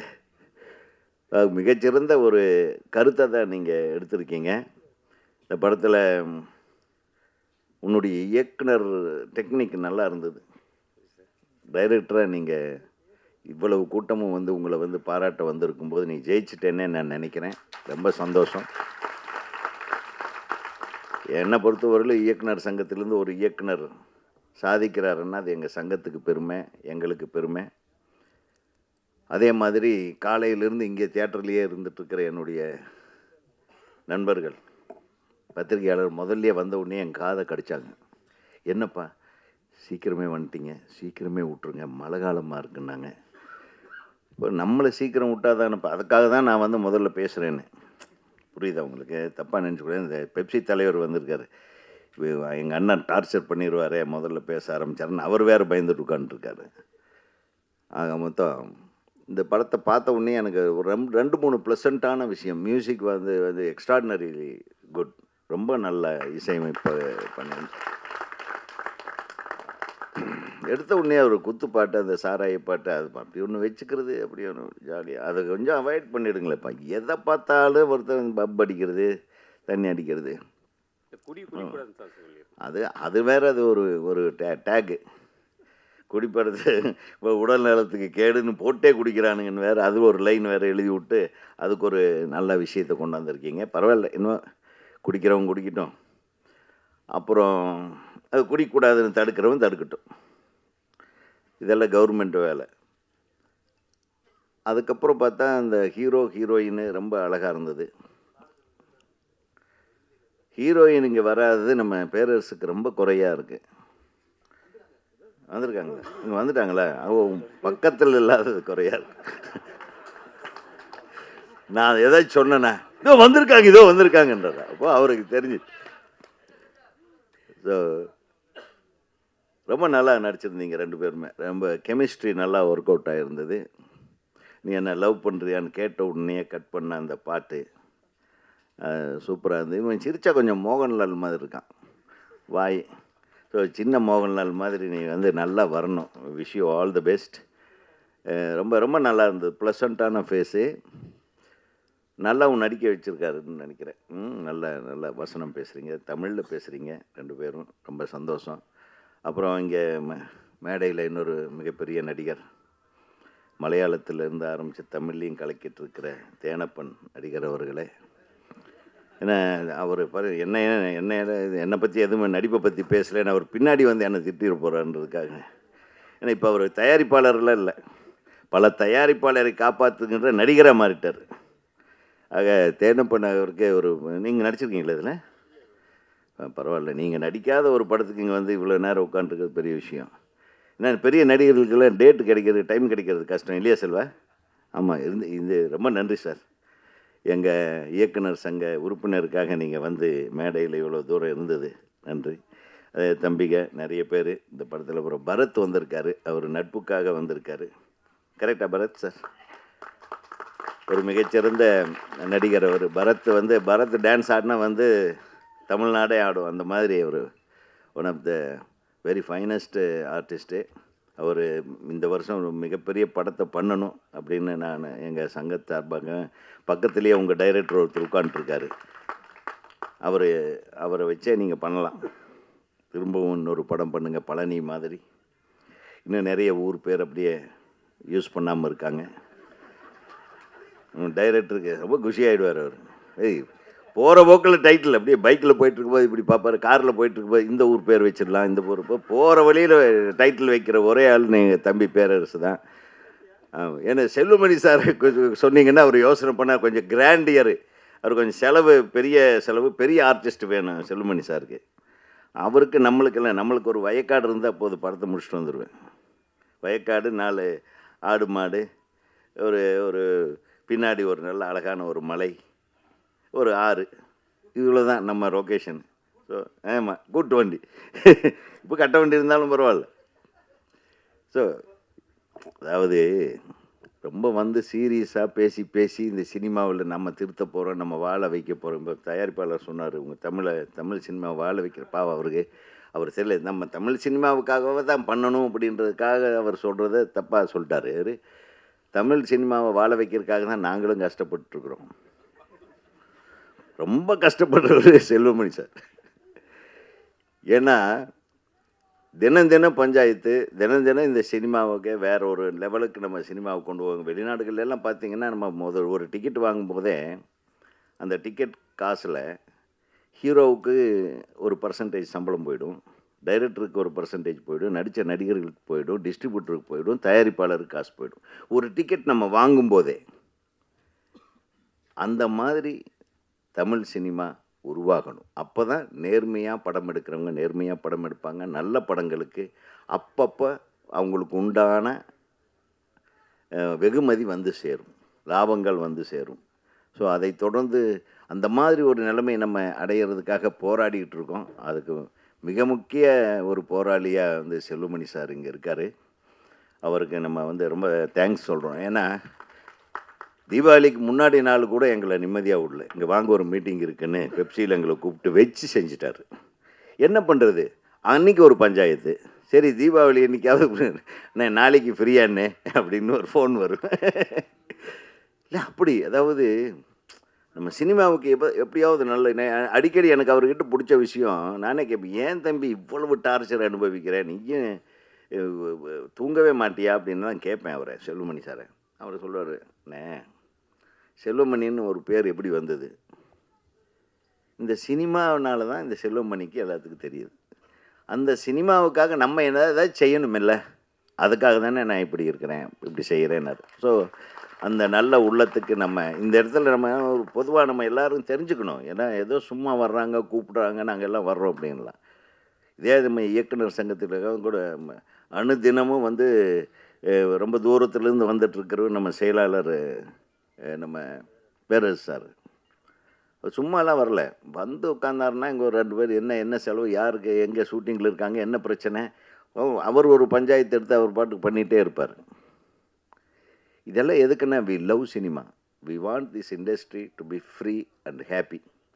பணம் போட்டவன்லாம் சந்தோஷமாக பணம் சம்பாதிக்கணும், நடிக்கிறவன் வெற்றி அடையணும், இயக்குனர்கள் வெற்றி அடைய வேண்டும். நல்ல விஷயங்களை நம்ம தமிழ் மக்களுக்கு என்டர்டெயின்மெண்ட்டாக சொல்லணும், அவ்வளோதான். இதில் போய் அந்த ஜாதி கீதி அதை பற்றி இதெல்லாம் உயர்ந்தவன் நீ உயர்ந்தவன் அந்த பிரச்சனையெல்லாம் விட்டுருங்க. சினிமான்றது எங்களை பொறுத்தவரையிலும் ஒரு நல்ல என்டர்டெயின்மெண்ட் இண்டஸ்ட்ரி. எத்தனை பேர் வந்து எத்தனை சினிமாவை வந்து நம்ம பார்த்துருக்கோம், ரசிச்சிருக்கோம், ஒவ்வொரு நடிகர்களையும் கொண்டாடி இருக்கோம், டைரக்டர்களை கொண்டாடிருக்கோம், பாடலாசிரியர்களை கொண்டாடிருக்கோம், இசையமைப்பாளர்களை கொண்டாடிருக்கோம். சினிமா ரொம்ப வாஸ்ட்டுங்க. அந்த அற்புதமான சினிமாக்கள் வரிசையில் வள்ளுவன் வந்து சேரணும். இந்த படத்தோட இன்னொரு விஷயம் நான் சொல்லணும்னு நினச்சேன். இவர் தம்பி வந்து அவங்களுடைய தாயார் எப்படி கஷ்டப்பட்டு என்னை ஆளாக்குனாங்க அப்படிங்கிறத சொல்லி பண்ணாங்க. நிச்சயமாக உங்கள் அம்மாவோட ஆசீர்வாதம் ஒன்றே போதும், நீ நிச்சயமாக ஜெயிச்சிருவேன். இந்த தயாரிப்பாளர்கள் வேறு வேறு இடங்கள்லேருந்து வந்து 4 பேரும் ஒன்றா சேர்ந்துருக்காங்க. அந்த தயாரிப்பாளர் அனைவருக்கும் எனது மனமார்ந்த வாழ்த்துக்கள். ஏன்னா இந்த படம் ஜெயிக்கிறது மூலமாக அவங்க இப்போவே அனௌன்ஸ் பண்ணுவார் போல் இருக்கு அடுத்த படம். ஸோ தலைவரே, திருப்பி என் தம்பியை வச்சு அடுத்த படம் பண்ணுங்கள், ஒன்றும் உங்களுக்கு தப்பாகாது. டெஃபினட்டாக வாழ்த்துகள். இந்த மேடையில் வாழ்த்த வந்திருக்கும் அனைவரையும் வாழ்த்தி, ஹீரோயின் உங்களுக்கும் தான் சேர்த்து, நீங்களும் நல்லா தான் நடிச்சிருந்தீங்க. அப்புறம் வில்லன்கள் யாராச்சும் ராஜேந்திர யாரும் நடிச்சிருக்கீங்களாப்பா மேலே போலீஸு. அப்புறம் இன்னொரு தம்பி என்னை வீட்டிலேருந்து கூப்பிட்டு வந்தார். எங்கே அவர் அவருக்கும் நன்றி, வாழ்த்துக்கள் ஸ்ரீதர். அவரும் ஒரு வில்லனை வந்து ஏதோ கொலை பண்ணி போட்டுருவீங்கன்னு நினைக்கிறேன், டெட் பாடி மாதிரி. இப்போ இது மாதிரி என்ன முதல்ல எனக்கு நான் இப்போ நல்ல வேலை செல்வா நான் நடிக்கலை, இவங்க கூப்பிட்டேன், மறந்துட்டேன் எதுக்குப்பா கூப்பிட்றேன் நான். என்னை வாங்கினேன் ஒரு கேரக்டர், நல்ல கேரக்டர், என்ன கேரக்டர்ப்பா அப்படின்னு. இந்த ஒரு கொடூரமான வில்லன்னே. டேய் இப்போ தான் நான் வந்து சங்கத்தில் தலைவர் ஆகிட்டு ஏதோ 4 பேர்த்துக்கு நல்லது பண்ணிகிட்ருக்கிறேன், அதுக்குள்ளே என் பேரை கெடுக்கிற மாதிரி ஒரு படத்தில் நடிக்க வச்சிடாரு, என்னை விட்டுருன்னு சொல்லிட்டேன். உண்மையிலும் வில்லன் கேரக்டர் தான் கூப்பிட்டேன், ஒரு அட்வொகேட் கேரக்டர்.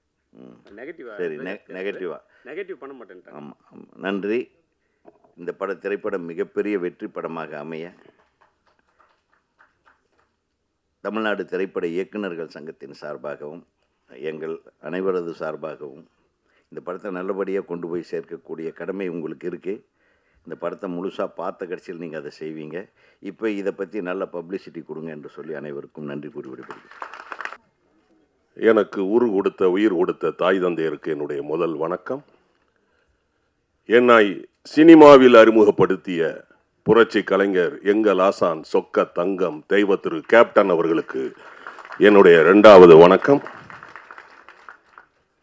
இங்கு வருகை தந்திருக்கும் உங்கள் அனைவருக்கும், முக்கியமாக மேடையில் வீற்றிருக்கும் சினிமா ஜாம்பாவான்கள், என்னுடைய ஃபிலிம் இன்ஸ்டியூட் சீனியர் அண்ணன் ஆர்வி உதயகுமார் அவர்களுக்கும், அண்ணன் ஆர்கே செல்வமணி அண்ணன் அவர்களுக்கும், மற்றும் சக கலைஞர்கள், திரைப்பட டெக்னீஷியன், மேடையில் வீற்றிருக்கும் உங்கள் அனைவருக்கும், மற்றும் மேடையில் முன்னால் இருக்கும் பத்திரிகை தொலைக்காட்சி ஊடக நண்பர்களுக்கும் மற்றும் திரைப்பட ரசிகர்கள் உங்கள் அனைவருக்கும் என்னுடைய 3வது வணக்கம்.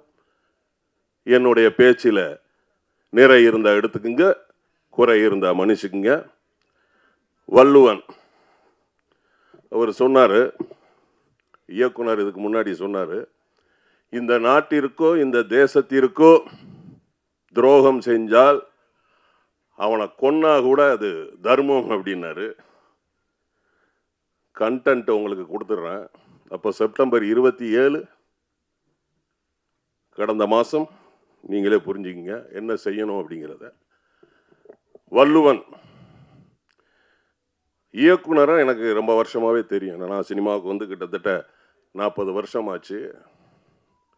நடிக்க ஆரம்பித்தது ரமணா தான் என்னுடைய முதல் படம். கேப்டன் அவர்களால் அறிமுகப்படுத்தப்பட்டேன். இந்த படத்தை அவருடைய இயக்குனர், நான் அதுக்கு முன்னாடியே துணை இயக்குனராக இணை இயக்குனராக இருக்கும்போது அவர் படங்களில் நான் வேலை செஞ்சுருக்கிறேன். அந்த அறிமுகத்தில் ஆஸ் யூஷுவல் இதுலேயும் வந்து ஒரு போலீஸ் கமிஷனர் கேரக்டர் தான். கரெக்டாக ஆகஸ்ட் 25, 2023 அன்னைக்கு அவர் கூப்பிட்டாரு. நான் சொல்லிட்டேன் நான் வரமாட்டேன் அப்படின்னு. இல்லை நீங்கள் கண்டிப்பாக வந்து நடிக்கணும் அப்படின்னு. ஆகஸ்ட் 25 கேப்டன் பிறந்த நாள் அன்னைக்கு 2023.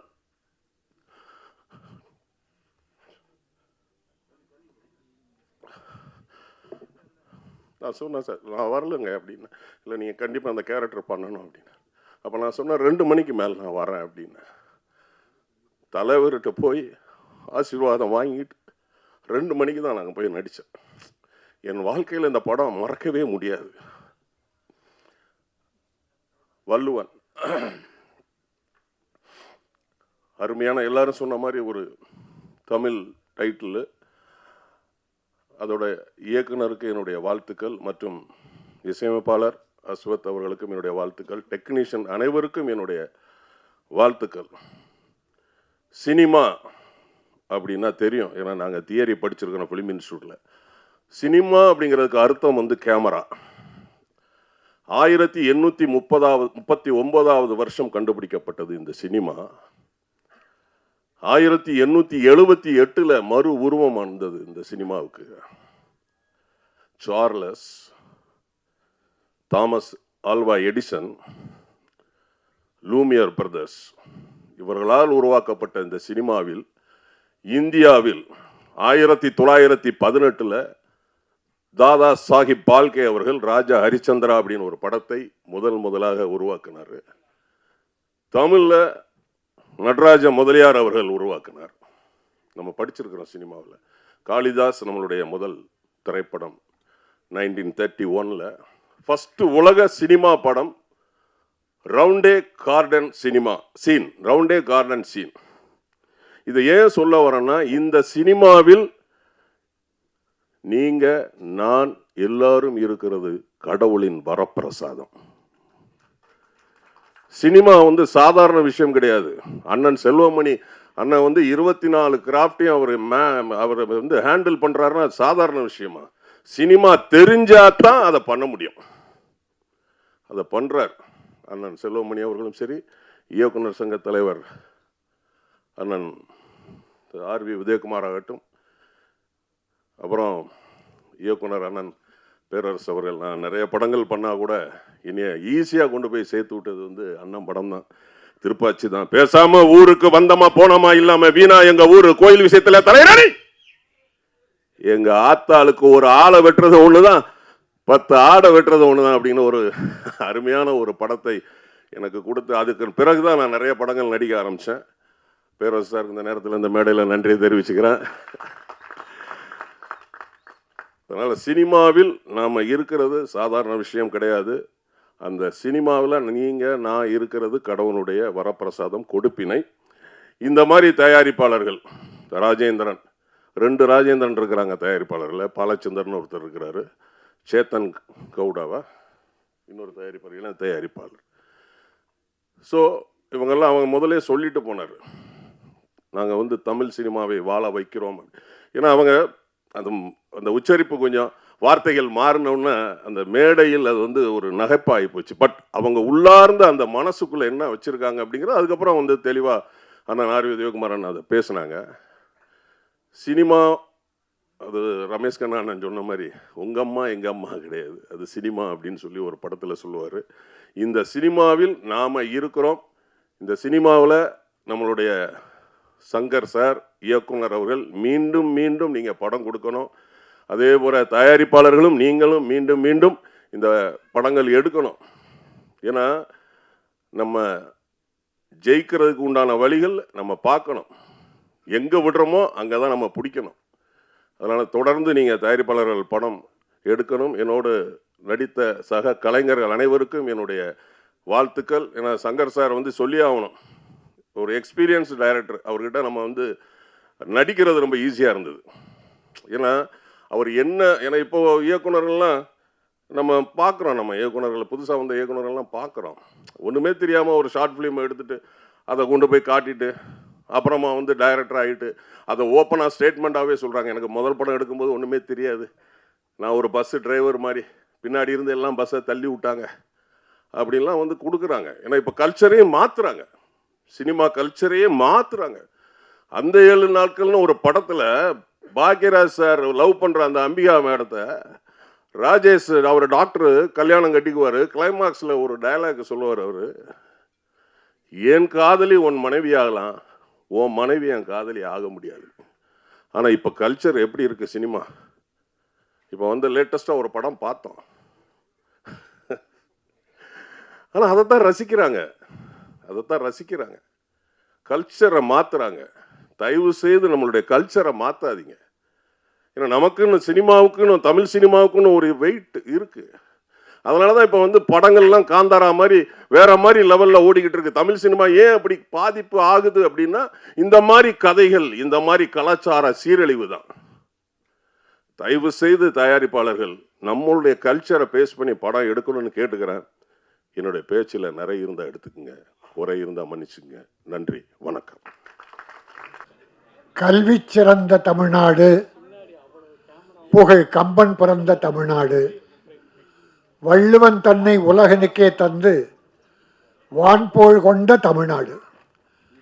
வள்ளுவன் தன்னை உலகத்துக்கு தந்து வான்போல் கொண்ட தமிழ்நாடு இது. அந்த வள்ளுவன் பெயரை அருமை தம்பி சங்கர் சாரதி தன்னுடைய படைப்புக்கு எண்ணமும் இயக்கமும் அவரே. அவர் வைத்த பெயர் வள்ளுவன். வள்ளுவர் அவர் ஒரு உதாரணம் அவருக்கு வேண்டிய கதைக்கு சொன்னார், கொலை பண்ணுறது நியாயம்னு. ஆனால் அதே வள்ளுவர் சொன்னார், இன்னா செய்தாரை ஒருத்தல் அவர் நன்னயம் செய்து விடல். இன்னா செய்தாரை, உனக்கு ஒருத்தர் கெடுதல் பண்ணா அவங்களுக்கு திருப்பி நன்மையை பண்ணு. இயேசுபிரான் ஒரு கண்ணத்தில் அடிச்சா இன்னொரு கண்ணத்தை காட்டுனார். நம்ம தமிழில் அடியை வாங்கினா அமைதியாக சீரின்னாங்க. வள்ளுவன் துன்பம் செய்தவனுக்கு நீ இன்பம் செய் என்று சொன்ன வள்ளுவன் பெயரை வைத்து கொலைகார படம் எடுத்திருக்கார். அந்த வள்ளுவன் கொலை பண்ணுறான். எனக்கு ரொம்ப வித்தியாசமாக இருந்தது வள்ளுவன். ஆனால் தம்பி என்ன பாராட்டணும்னா, இன்றைக்கி பூரா இந்த 2 வருஷத்தில் பார்த்தீங்கன்னா எல்லா படமும் 75% இங்கிலீஷ் டைட்டில், எல்லாம் இங்கிலீஷ். தமிழே காணாமல் போயிடுச்சு. இது தமிழ்நாடான்ற கேள்வியே வந்துடுச்சு. இங்கிலீஷ். ஆனால் அதில் புனிதமான உலகமே போற்றுகிற, தமிழை போற்றுகிற வள்ளுவன் பெயரை இந்த பெயருக்கு வச்சியே சங்கர், உன்னை நான் பாராட்டுகிறேன். ஏன்னா அவன் எங்கள் தண்டையார்பேட்டைக்காரன். இதில் உறவு என்னென்னா, நான் வண்ணாரப்பேட்டை, அவன் தண்டையார்பேட்டை, 2 பேட்டையும் ஒன்றாயிடுச்சு. அதனால தான் நான் வந்தேன். இன்னொரு திருப்தி என்ன அடைஞ்சேன்னா, வருத்தம் இருந்தது. வள்ளுவன் பெயரை சொல்லி கொலகார படம் எடுத்திருக்காரு, கிரைம் சப்ஜெக்ட். ஆனால் டீசர் பிரமாதம், ட்ரெய்லர் பிரமாதம், பாட்டு பிரமாதம், எடிட்டிங், மியூசிக் நல்லா இருந்தது.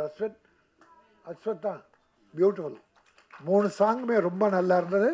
நல்ல எதிர்காலம் இருக்குது. அதுக்காக இப்போ அடுத்து படம் வந்தால் கோடிக்கு போயிடாதீங்க, கொஞ்சம் கொஞ்சமாக உயர்த்துங்க. ஒரு ஹீரோ 5 லட்சம் வாங்கிட்டு ஒரு படம் நடித்தார். அது டைரக்டர் திறமை தான் படம் வெற்றி பெறது. முதல்ல ப்ரொடியூசர் அண்ட் டைரக்டர். டைரக்டருடைய அறிவுத்திறன் பயன்படுத்தி களிமண்ணை பொம்மையாக்கி கொடுக்குறாரு, அதான் ஹீரோ.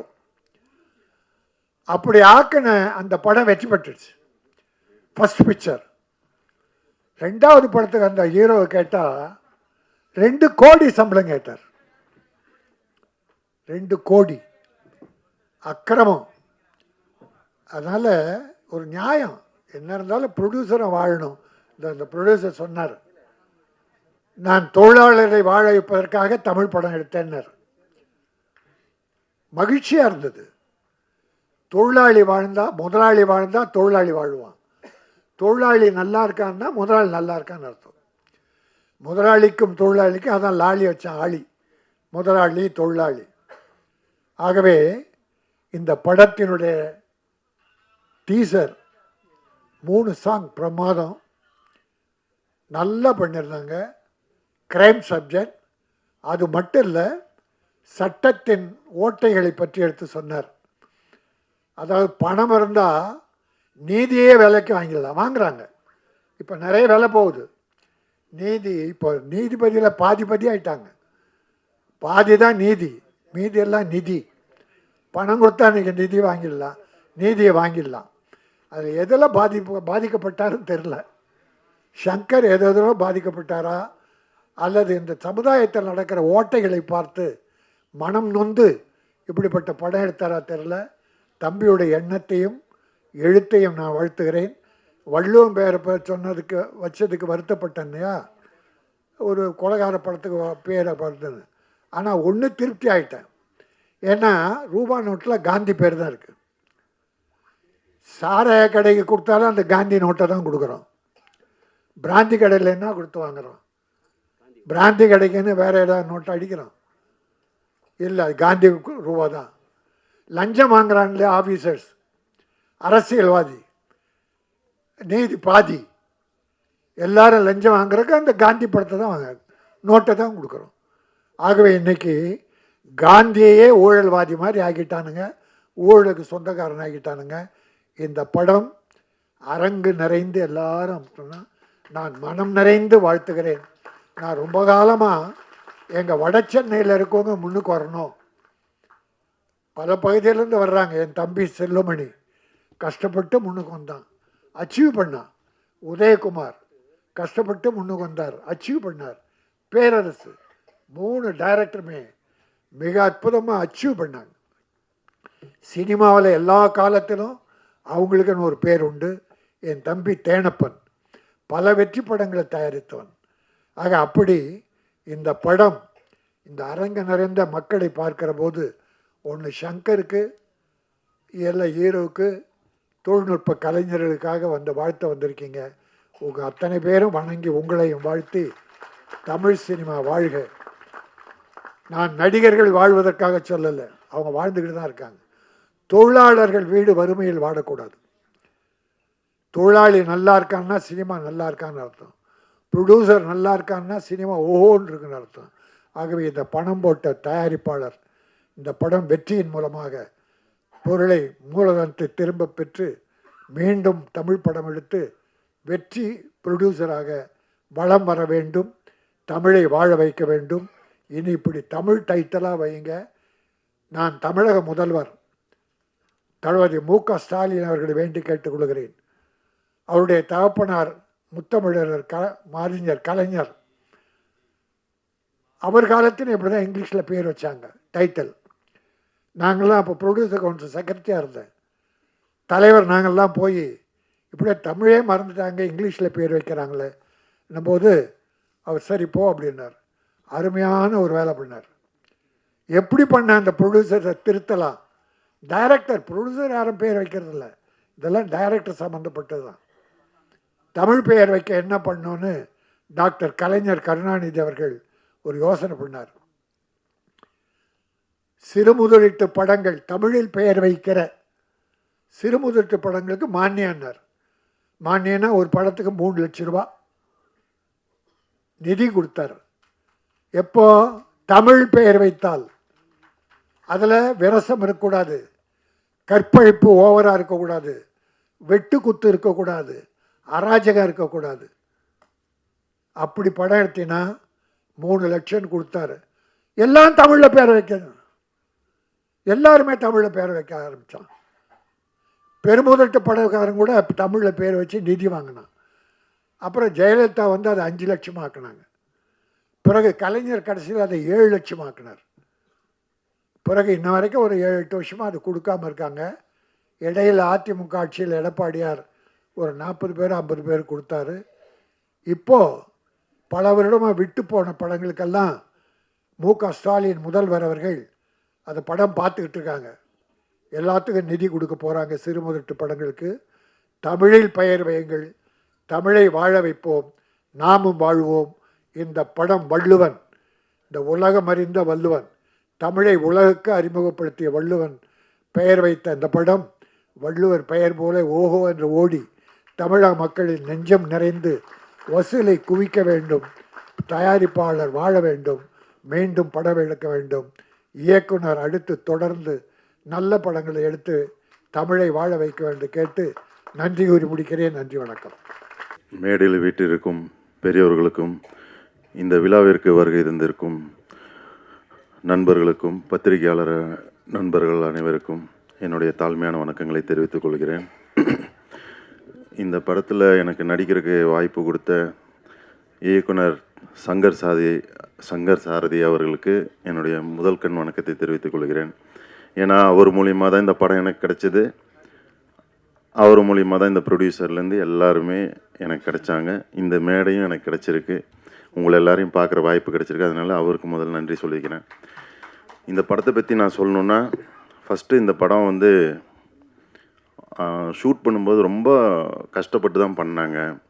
ரொம்ப ஈஸியாக அப்படியெல்லாம் ஒன்றும் ஷூட் பண்ண முடியல. இயக்குனராக அவருக்கும் நிறைய கஷ்டங்கள் இருந்துச்சு, நடிகர்களாக எங்களுக்கும் சில கஷ்டங்கள் இருந்துச்சு, ப்ரொடியூசராக அவங்களுக்கும் பல கஷ்டங்கள் இருந்துச்சு. எல்லாமே அதை தாண்டி தான் அந்த கஷ்டத்தை சகிச்சு தான் இந்த பிள்ளையை பெற்றெடுத்துருக்காங்க. எடுத்த உடனே அப்படின்னு சொல்கிறக்குள்ள இந்த படம் வரலை. இந்த படத்துக்காக ரொம்ப உழைப்பு போட்டிருக்காங்க, ரொம்ப பொறுமையாகவும் இருந்திருக்காங்க. ரொம்ப அருமையான ப்ராடக்ட் வெளியே வந்திருக்கு. நானே ரொம்ப பிரமிப்பாக தான் பார்க்குறேன் இந்த டீசரை பார்க்கும்போது, சாங் பார்க்கும்போது. ஃப்ராங்காக சொல்கிறேன், நான் ஒன்றும் உள்ளே ஒன்று வெளியே ஒன்றுலாம் பேச தெரியாது. இந்த படம் இப்படி வரும்னு நான் எதிர்பார்க்கவே இல்லை. ரொம்ப பிரமிப்பாக இருக்குது, ரொம்ப அருமையாக வந்திருக்கு. ரெண்டாவது, சைலேஷ் அவர் சொல்லும்போது, சைலேஷோட அவர் இணை தயாரிப்பாளர் பேசும்போது, பாலா பேசும்போது சொன்னார், நாங்கள் தமிழ் சினிமாவை வாழ வைக்க வந்திருக்கோன்னு. ஆக்சுவலாக வந்து அது அந்த அர்த்தம் கிடையாது. எல்லோரும் பேசிட்டாங்க, இருந்தாலும் நானும் பேசுகிறேன் அதை பற்றி. ஏன்னு கேட்டால், அவரை ரொம்ப க்ளோஸாக இவங்க கூடலாம் நான் பழகியிருக்கேன். அதனால் சொல்கிறேன், அவங்க இருக்கிற ஊர் வேறு, வாழ்ந்துட்டுருக்கிற இடம் வேறு, தமிழ்நாடு கிடையாது. அதனால் ரொம்ப தூரத்தில் அயல் தேசத்தில் இருக்கிறனால அவங்களுடைய பேச்சோட ஸ்லாங் வந்து டிஃப்ரெண்ட்டாக இருக்குது. அவங்க வந்து அங்கே ரொம்ப வருஷமாக அங்கே இருக்கிறனால அது அவங்க வாழ்ந்துட்டுருக்க பூமியாகவும், இங்கே அவங்க இன்வெஸ்ட் பண்ணுறதுக்கு வந்திருந்ததுனால இப்படி சொல்லிட்டாங்க. அதனால் இதை யாரும் தப்பாக நினைக்க வேண்டாம். அவங்க கண்டிப்பாக நல்ல விஷயமாக தான் வந்திருக்காங்க. அவங்க சொன்ன உள்ளர்த்தம் வந்து நல்ல அர்த்தம் தான். சொன்ன வார்த்தை தான் வந்து கொஞ்சம் வேறு மாதிரியான வார்த்தை. அதனால் யாரும் அதை ஃபீல் பண்ணாதீங்க. அப்புறம் அதுக்கப்புறம் இங்கே நிறைய பேர் பேசுனாங்க. என்ன சொன்னாங்க, நடிகர்லாம் நல்லா தான் வாழ்ந்துட்டுருக்காங்கன்னு. கண்டிப்பாக ஒரு இடத்துல நமக்கு ஒரு விஷயம் கிடைக்கும்போது அதுக்கு உண்டான பதிலை நம்ம சொல்ல வேண்டியது தான் இருக்கும் இல்லையா? எல்லா நடிகரும் நல்லாலாம் வாழலை. அவங்கவுங்களுக்கு உண்டான கஷ்டம் அவங்கவுங்களுக்கு இருக்கும். ஒரு இடத்துக்கு நம்ம வந்துட்டோம்னா அதுக்கப்புறம் அந்த இடத்த விட்டு நம்மளால் கீழே இறங்கவே முடியாது. எவ்வளோ தான் தள்ளினாலும் நம்ம அந்த பந்து மாதிரி எம்பி மேலே தான் வரக்கு ட்ரை பண்ணுவோமே ஒழிஞ்சு திரும்பி நம்ம மூழ்கிடுவோன்னு யாருக்குமே அதுக்கு ஆசை கிடையாது. நீங்கள் 90 வயசு கிழவனை கூப்பிட்டு கேளுங்க, எப்பா நீ நாளைக்கு செத்து போயிடுவேன்னு சொல்லுவான். ஐயோ நாளைக்கு நான் செத்துருவேனா அப்படின்னு தான் அவன் கேட்பான். பரவாயில்லப்பா நான் செத்துட்டு போகிறேன்னு யாருமே சொல்ல மாட்டாங்க. ரொம்ப 99% யாரும் சொல்ல மாட்டாங்க. அந்த மாதிரி இருக்கிற ஸ்டேஜிலேருந்து கீழே வர்றதுக்கு யாருமே விரும்ப மாட்டாங்க. அப்போது ஒரு இயக்குனர், தயாரிப்பாளர், மியூசிக் டைரக்டர், கேமராமேன் யாரை வேணால் நீங்கள் எடுத்துக்கோங்க, டெக்னீஷியன் கூட எடுத்துக்கோங்க, ட்ராலி தள்ளுற பையனை கூட எடுத்துக்கோங்க. அவங்க ஒரு நாள் ஒரு கஷ்டப்படுறாங்க, அவங்க வீட்டில் சாப்பாட்டு காசு இல்லை அப்படின்னா அவங்க வெளியே போய் வேலைக்கு போனால் யாருமே அவங்கள டீஸ் பண்ண போகிறதில்ல, யாருமே அவங்கள பிரமிப்பாக பார்க்க போகிறதில்ல. புரியுதுங்களா? ஆனால் அதுலேயும் ஒரு சில இயக்குநர்கள், தயாரிப்பாளர்களை கண்டிப்பாக வெளியில் தெரிஞ்சிருக்கும், ரொம்ப ரெஜிஸ்டரானவங்களும் தெரிஞ்சிருக்கும். நான் சொல்கிறது பொதுவாக சொல்கிறேன். ஆனால் சின்ன சின்ன கேரக்டர் பண்ண நடிகர்களை கூட பொதுமக்களுக்கு நல்லா தெரியும். ஏன் நான் அதில் கடந்து வந்ததுனால அந்த விஷயத்தை நான் இந்த இடத்துல பதிவு பண்ணுறேன். அவங்கவுங்க செய்கிற வேலையை எல்லாருமே சரியாக செஞ்சிட்டோம்னா யாருக்குமே எந்த பிரச்சனையுமே வராது. இயக்குனர் கரெக்டாக இயக்கம் பண்ணணும், ப்ரொடியூசர் கரெக்டாக ப்ரொடியூஸ் பண்ணணும். அவங்களோட வேலை என்னென்ன, சம்பளம் கரெக்டாக கொடுக்கணும். சம்பளம் பேசும்போது நீங்கள் கம்மியாக பேசுங்க, ஒன்றும் தப்பு இல்லை. 100 ரூபா பேசுங்க ஒரு நாளைக்கு, அந்த 100 ரூபாயை கரெக்டாக கொடுங்க. இயக்குனராக டேஸ் சொல்கிறீங்களா, இத்தனை நாளுங்க உங்களுக்கு வேலை இருக்குன்னு சொல்கிறீங்களா, 10 நாளில் 10 நாள் வேலை சொல்லுங்கள், 10 நாளில் படத்தை முடிங்க. அப்போது அவங்க வேலையும் சரியாக இருக்கும். நடிகராக நடிக்க வரேன்னு சொன்ன நேரத்துக்கு கரெக்டாக போகணும். அதை முடிச்சிட்டாங்கன்னா அவங்களோட என்ன நடிக்கணும்னு சொல்கிறாங்களோ அதை நடித்து கொடுக்கணும். அது நம்மளோட வேலை. அதில் நம்ம குறை வச்சோம்னா நம்ம தவறு. சரிங்களா? அவங்கவுங்க வேலையை அவங்கவுங்க சரியாக செஞ்சால் எல்லாருக்குமே சிறப்பு. இப்போது என்னுடைய வாழ்க்கையில் நடந்த விஷயங்கள் நான் சொல்கிறேன். நான் கோயம்பேடு மார்க்கெட்டில் ஹோட்டல் வச்சுருந்தேன். சரிங்களா? நைட் ஆனால் அங்கே வந்து நைட்டும் பகலும் ஹோட்டல் வைக்கணும், 4 மணி நேரம் தான் கேப்பு கிடைக்கும். பாத்திரம் கழுவிட்டு இருப்பேன். பாத்திரம் கழுவிட்டு இருந்தால் ஒருத்தன் வந்து நீங்கள் சொல்லுவான், இந்த பார் சினிமாவில் சம்பாதிக்கிற காசு பார்த்து நீங்கள் வந்து எச்சி பாத்திரம் கழுவுது பார். நம்ம காதில் விழுவும். கண்ணில் தண்ணி வடிச்சிட்டு நான் கழுவிட்டு இருப்பேன் கொரோனா டைமில். ஏன்னா எவ்வளவோ கமிட்மெண்ட்ஸ் இருக்குது. நமக்கும் குடும்பம் இருக்குது. நம்மளை நம்பி ஒரு சில பாதைகளில் நம்ம பயணம் பண்ணிகிட்டு இருப்போம். நம்மளை நம்பி 10 பேர் இருப்பாங்க. அந்த 10 பேர்த்துக்கு நம்ம சாப்பாடு போடணும். அப்படிங்கும்போது அந்த கமிட்மெண்ட்ஸை ஃபுல்ஃபில் பண்ணுறதுக்காக நம்ம ஒரு பாதையில் பயணம் பண்ண வேண்டியிருக்கும், உழைக்க வேண்டியிருக்கும். நான் யாருக்கு தலைப்பொறி இது பண்ணல, யார் தாலியும் இருக்கலை, யார்கிட்டையும் திருடலை. என்ன வேலை இங்கே இருக்கோ அந்த வேலையை நம்ம செய்கிறோம். அந்த மாதிரி வேலை செய்யும்போது கூட என்னோடய தகுதிக்கு தகுந்த வேலை தானே செய்ய முடியும். என்னால் வந்து என்ன அமௌண்ட் இன்வெஸ்ட்மெண்ட் பண்ண முடியுமோ, எனக்கு என்ன தொழில் செய்ய தெரியுமோ அதை தான் நான் செய்ய முடியும். அப்போது நம்ம செய்கிற தொழிலவே நம்மளை டீஸ் பண்ணுவாங்க. அப்போது ஒரு நடிகருக்கு அதில் எவ்வளோ பிரச்சனை இருக்குது. ஏன் 6 மாதத்துக்கு முன்னாடி நான் ஆட்டோ ஓட்டினேன். இன்றைக்கு கூட என் பாக்கெட்டில் பணம் இல்லைன்னா போய் ஆட்டோ ஓட்டி ஒரு 1000 ரூபா சம்பாதிச்சிட்டு வரேன். நான் கவலையே பட மாட்டேன், ஜாலியாக போயிட்டே இருப்பேன். பேசுகிறவங்க என்ன வேணால் பேசிட்டோம், ஆனால் சொல்லலாம். என்னை நிறைய பேர் இங்கேயே பார்த்துருப்பீங்க, நான் ஆட்டோ ஓட்டுறதை பார்த்துருப்பீங்க, சரியா, நான் பிஸ்னஸ் பண்ணுறதை பார்த்துருப்பீங்க, எல்லாமே பார்த்துருப்பீங்க. அப்புறம் அதனால் இந்த இடத்துல இருக்கக்கூடிய இயக்குநர்களும் தயாரிப்பாளர்களும் இந்த மாதிரி பாதைகளை கடந்து வந்திருப்பாங்க தான். அவங்கவுங்களுக்கு அவங்கவுங்க வழி மட்டும்தான் தெரியும், அடுத்தவங்களோட வழி தெரியாது. அதனால் நடிகர்லாம் நல்லா இருக்காங்கன்னு பேசாதீங்க. அவங்கவுங்களுக்கு அவங்கவுங்க கஷ்டம் இருக்கும். அதுக்கப்புறம் இன்னொரு விஷயம் நான் சொல்லிடுறேன். அம்மா அவங்க கூப்பிடும்போது சொன்னாங்க, எனக்கு அதுலேயும் பல பிரச்சனைகள் இருக்குது. சாப்பாடு ஏழைகளுக்கு கொடுக்கறதுல கூட பல பிரச்சனைகள் இருக்குது. அதை நான் நிறைய தடவை நான் வீடியோலையும் மீடியாலையும் சொல்லிட்டேன். அதை திரும்ப திரும்ப நான் சொல்ல விரும்பலை. அதனால் நல்லது செய்கிறது கூட இந்த உலகத்தில் கஷ்டம்தான், எல்லாமே கஷ்டம்தான். நம்ம தான் இஷ்டப்பட்டு அதுக்குள்ளே போகிறோம், நம்ம தான் கஷ்டப்பட்டாகணும். வாய்ப்பளித்த இந்த மேடை அளித்த இயக்குனர் அவர்களுக்கு நன்றி. வணக்கம். எல்லாருக்கும் வணக்கம். ஊடக நண்பர்களுக்கும் மேடையில் உட்காந்துட்டு இருக்க அனைவருக்கும் என்னுடைய தாழ்மையான வணக்கங்களை தெரிவிச்சுக்கிறேன். இந்த படம் ஃபஸ்ட்டு நான் சங்கர் வந்து என்கிட்ட கதை சொல்கிறதுக்கு முன்னாடி கதை ஆரம்பிக்கிறதுக்கு முன்னாடி என்ன டைட்டில் வச்சுருக்கீங்கன்னா ஃபஸ்ட்டு வந்து நான் க்ரைம் த்ரில்லர்னு சொல்லிட்டாரு. இதுக்கு என்ன டைட்டில் வச்சுருக்கீங்க அப்படின்னு கேட்டால் வள்ளுவன்னாரு. அப்போவே நான் ஒரு 80% ஓகே சொல்லிட்டேன் இந்த டைட்டிலுக்காகவே. அப்புறம் கதை சொன்னார், எனக்கு ரொம்ப பிடிச்சிருந்தது. ஸோ அப்படியே எங்களுடைய பயணம் ஆரம்பிச்சது. இந்த படம் அதே மாதிரி எனக்கு இந்த வாய்ப்பளித்த டைரக்டர் அண்ட் அறுபடை ஃபிலிம்ஸ்க்கு என்னுடைய நன்றியை தெரிவிச்சுக்கிறேன். இந்த படம் வந்து க்ரைம் த்ரில்லர் தான், பட் ஒரு ஸ்ட்ராங் மெசேஜ் இருக்கும். ஒரு படம் முடிச்சுட்டு வெளில வரும்போது ஒரு இம்பேக்ட் இருக்கும். ஆஹா இதெல்லாம் நடந்திருக்கு, ஆனால் பவர் இருக்கிறவங்க என்ன தப்பு பண்ணுறாங்க, அதை எப்படி தட்டி கேட்குறதுன்னு தெரியாமல் நம்மலாம் இருக்கும்போது அதை வந்து அதுக்கு ஒரு சால்வ் இருக்குது, இதில் அதுக்கான விஷயங்கள் இருக்குது. ஸோ அது நம்ம ஹீரோ தான் பண்ணுறாரு. ஸோ அதனால் ரொம்ப நல்லா இருக்கும். நல்ல படங்கள் நீங்கள் டெஃபினட்டாக கண்டென்ட் உள்ள படங்களை நல்லாவே வரவேற்கிறீங்க. ஸோ அந்த வகையில் இந்த படமும் பேசப்படும்ன்றதில் எனக்கு சந்தேகம் இல்லை. So I wish all good luck and this film should run. டெஃபினட்டாக ஓடுன்ற நம்பிக்கை இருக்குது. ஸோ நீங்களாம் ஊடகங்கள் இதை வந்து படம் ரிலீஸ் ஆகிறதுக்கு முன்னாடி பார்த்துட்டு பிடிச்சிருந்ததுன்னா நல்லபடியாக ப்ரமோட் பண்ணிங்கன்னா ரொம்ப சந்தோஷம். வாய்ப்பளித்ததுக்கு மிக்க நன்றி. எல்லாருக்கும் வணக்கம். ரொம்ப சந்தோஷம் இருக்கே வலுவன் மூவி ஆடியோ லான்ச்சில் இருக்கிறாது. இந்த மூவி எனக்கு ரொம்ப ஸ்பெஷல் பிகாஸ் இந்த மூவியில் நிறையா எமோஷன்ஸ் இருக்கு. ஃப்ரெண்ட்ஷிப், சஸ்பென்ஸ், த்ரில்லர், நிறையா ட்விஸ்ட் அண்ட் டர்ன்ஸ் இருக்கேன். ஸோ கண்டிப்பாக உங்கள் time and money worth it இருக்கும். அண்ட் உங்கள் சப்போர்ட் ரொம்ப முக்கியமாக. So thank you all for coming here and please do support us. And big thank you to my entire team, my producer Mr. Shail Kumar, Venkat sir, Bala sir, my director Shankar sir, my co-actor Chetan, Prem sir, and all the chief guests for taking their time out and coming here. So thank you everyone. Nandri. அனைவருக்கும் வணக்கம்.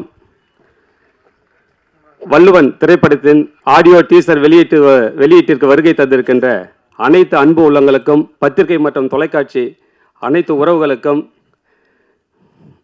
யாரை சொல்கிறதுன்னு தெரில, ஜாம்பவான்கள். இந்த மழையிலையும் ஒவ்வொருத்தரையும் வந்து சாதாரணமாக சொல்ல முடியாது. அப்படியாப்பட்ட பொக்கிஷங்கள் எல்லாருமே அத்தனை பேரும் இந்த காற்று மழையை கூட பொருட்படுத்தாமல் இந்த நிகழ்ச்சிக்கு இந்த நேரத்தில் வந்திருக்காங்கன்னா இதுதான் உண்மையான அன்பு. இங்கே வந்திருக்கவங்க எல்லாருமே அன்புக்காக தான் வந்திருக்காங்க எல்லாருமே. அதனால் எல்லாருக்குமே வந்துட்டு பெரிய நன்றியை தெரிவிச்சுக்கிறேன். எல்லாருக்கும் thank you sir, very very thank you sir. Valluvan ஆக்சுவலாக இந்த கதை ஒரு குறளோட பேஸில் பண்ணியிருக்கேன்.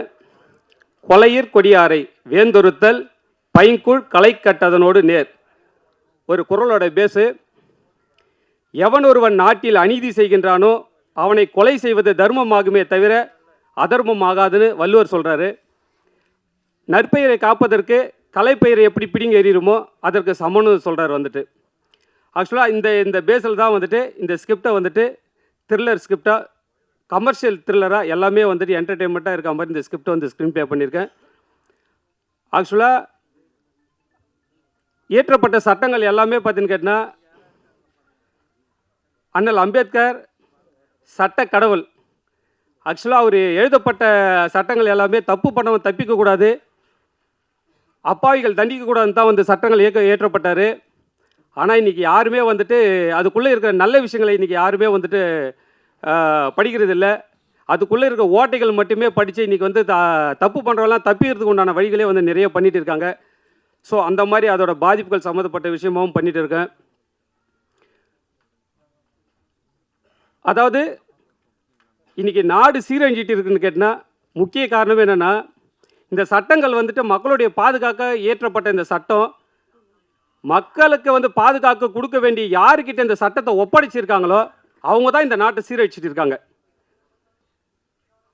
சட்டத்துக்கு வெளியில் இருக்கவங்க தப்பு பண்ணால் சட்டத்தை கையில் வச்சுருக்கோங்க தண்டனை கொடுக்குறாங்க. ஆனால் சட்டத்தை கையாளுற பர்சன் எல்லாம் தப்பு பண்ணால் இவங்களுக்கெல்லாம் தண்டனை யார் கொடுக்குதுன்னு தெரில.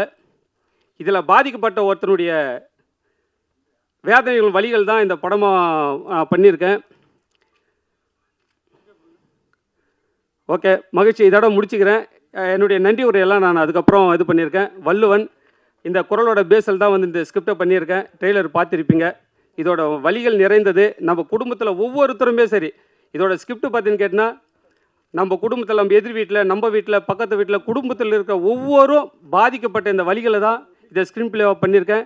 கண்டிப்பாக இந்த ஸ்கிரிப்ட் வந்துட்டு எல்லாருக்குமே ரொம்ப பிடிக்கும். அற்புதமான ஸ்கிரிப்ட். நம்ம கடந்து வந்தது, நம்ம தினம் பார்க்குறது, நம்ம தினம் இந்த பாதிப்புகளை பற்றி பேசிகிட்டு இருக்கிறது, அப்படியாப்பட்ட ஒரு கருவை தான் வச்சுக்கிட்டு இந்த திருக்குறள் பேஸில் வந்து பண்ணியிருக்கேன். கண்டிப்பாக எல்லாருக்கும் பிடிக்கும். இந்த ட்ரெய்லரெல்லாம் உங்களுக்கு எல்லாருக்கும் பிடிக்கும்னு நினைக்கிறேன். மகிழ்ச்சி. என்னுடைய நன்றி உரையை வந்து அடுத்ததாக நான் பேசிக்கிறேன். முடிச்சுக்கிறேன். நன்றி. தேங்க்யூ. ஃபர்ஸ்ட் ஆஃப் ஆல் என்ன சொல்கிறதே தெரில. இந்த படம் முடியுமான்னு ஸ்டார்ட் பண்ணும்போது ரொம்ப யோசித்தோம். பட்டு இந்த கூட்டம் எல்லாரையும் பார்க்கும்போது பாதி ஜெயிச்சிட்டோன்னு நினைக்கிறேன். இந்த திரைப்படத்துக்காக கஷ்டப்பட்ட எல்லாருக்கும், ட்ராலி தள்ளவங்கலேருந்து, சாப்பாடு போட்டவங்கலேருந்து, ஆக்ட் பண்ணதுலேருந்து எல்லாருக்கும் என் நன்றியை தெரிவிச்சுக்கிறேன். இது எங்களுக்கு ஒரு மோட்டிவாக இருக்குது. அடுத்த படம் எடுப்போம்னு. கண்டிப்பாக தமிழ் ஃபிலிம் இண்டஸ்ட்ரியை வாழ வைக்கிறதுக்காக தான் நாங்கள் வந்திருக்கோம்.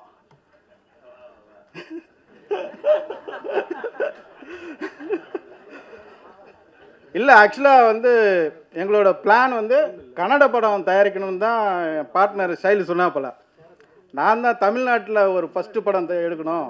செல்லுமணி சார் மாதிரி ஒரு ஜாம்பவான் வந்து உட்காந்துருக்கும் போது அவருக்கு முன்னாடி நம்ம பெப்சி தொழிலாளர்களுக்கு ஏதாவது நம்மளால் முடிஞ்ச இதுவோ பண்ணணும் அப்படின்றதுக்காக இந்த படத்தை தமிழில் எடுத்தோம். Proud to be I am a தமிழன். வாய்ப்புக்கு நன்றி. இந்த படத்துக்காக உழைச்ச எல்லாருக்கும் கோடான கோடி நன்றிகள். மேடையில் இருக்கிற ஃபிலிமில் இருக்கிற ரொம்ப சீனியர் டெக்னீஷியன்ஸ், அப்புறம் இந்த படத்தில் நடிச்சுக்கிறவங்க, படத்தோட டெக்னீஷியன்ஸ் எல்லாருக்கும், வந்திருக்கிற ப்ரெஸ் எல்லாருக்கும் என்னோட வணக்கம். இது ஆடியோ லான்ச் அப்படின்றதுனால நான் கொஞ்சம் ஃபியூ மினிட்ஸ் எடுத்துக்கிறேன். ஏன்னா இன்னும் நிறைய பேர் பேசணும். இந்த படத்தோட ஆப்பர்ச்சுனிட்டி எனக்கு கிடச்சது வந்து இந்த ஹீரோனால். அவர் தான் என்னை ரெஃபர் பண்ணார். So thank you sir. ஃபஸ்ட்டு அவர் என்னை ரேண்டமாக கால் பண்ணி என்னோடய முந்தின படங்கள் பார்த்துட்டு ரெஃபர் பண்ணார். அதுக்கப்புறம் டைரக்டர் ப்ரொடியூசரை மீட் பண்ணும்பொழுது டைரக்டர் வந்து கம்ப்ளீட்டாக ஃப்ரீடம் கொடுக்குறேங்க, இந்த படத்துக்கு என்ன வேணுமோ அதை நீங்கள் பண்ணுங்கள் அப்படின்னாரு. ஸோ அதுக்கு ரொம்ப thanks sir. Shankar sir thank you. அப்புறம் ஷைலு சார், ஒரு ப்ரொடியூசராக அவர் சொன்ன மாதிரி தமிழ் சினிமாவை வாழ வைக்க வந்திருக்கேன் அப்படின்லாம் சொன்னார். அந்த மாதிரி அவர் நிஜமாகவே நிறைய படங்கள் பண்ணணுன்ற ஒரு மோட்டிவோடு வந்திருக்காரு. ஸோ அப்படி வரும்பொழுது நிறைய புதியவர்களுக்கு வாய்ப்பு கொடுங்க, மியூசிக் பொறுத்த வரைக்கும் நிறைய பேருக்கு சான்ஸ் கொடுங்க அப்படின்ற மாதிரி சொன்னார். அதில் ஒருத்தர் அவர் ரெஃபர் பண்ணார், டாக்டர் மேரி சுரேஷ் அப்படின்னு சொல்லிட்டு. அவங்க திருவாரூரில் வந்து ஒரு ஸ்கூல் பிரின்ஸிபலாக வந்திருக்காங்கன்னு நினைக்கிறேன்.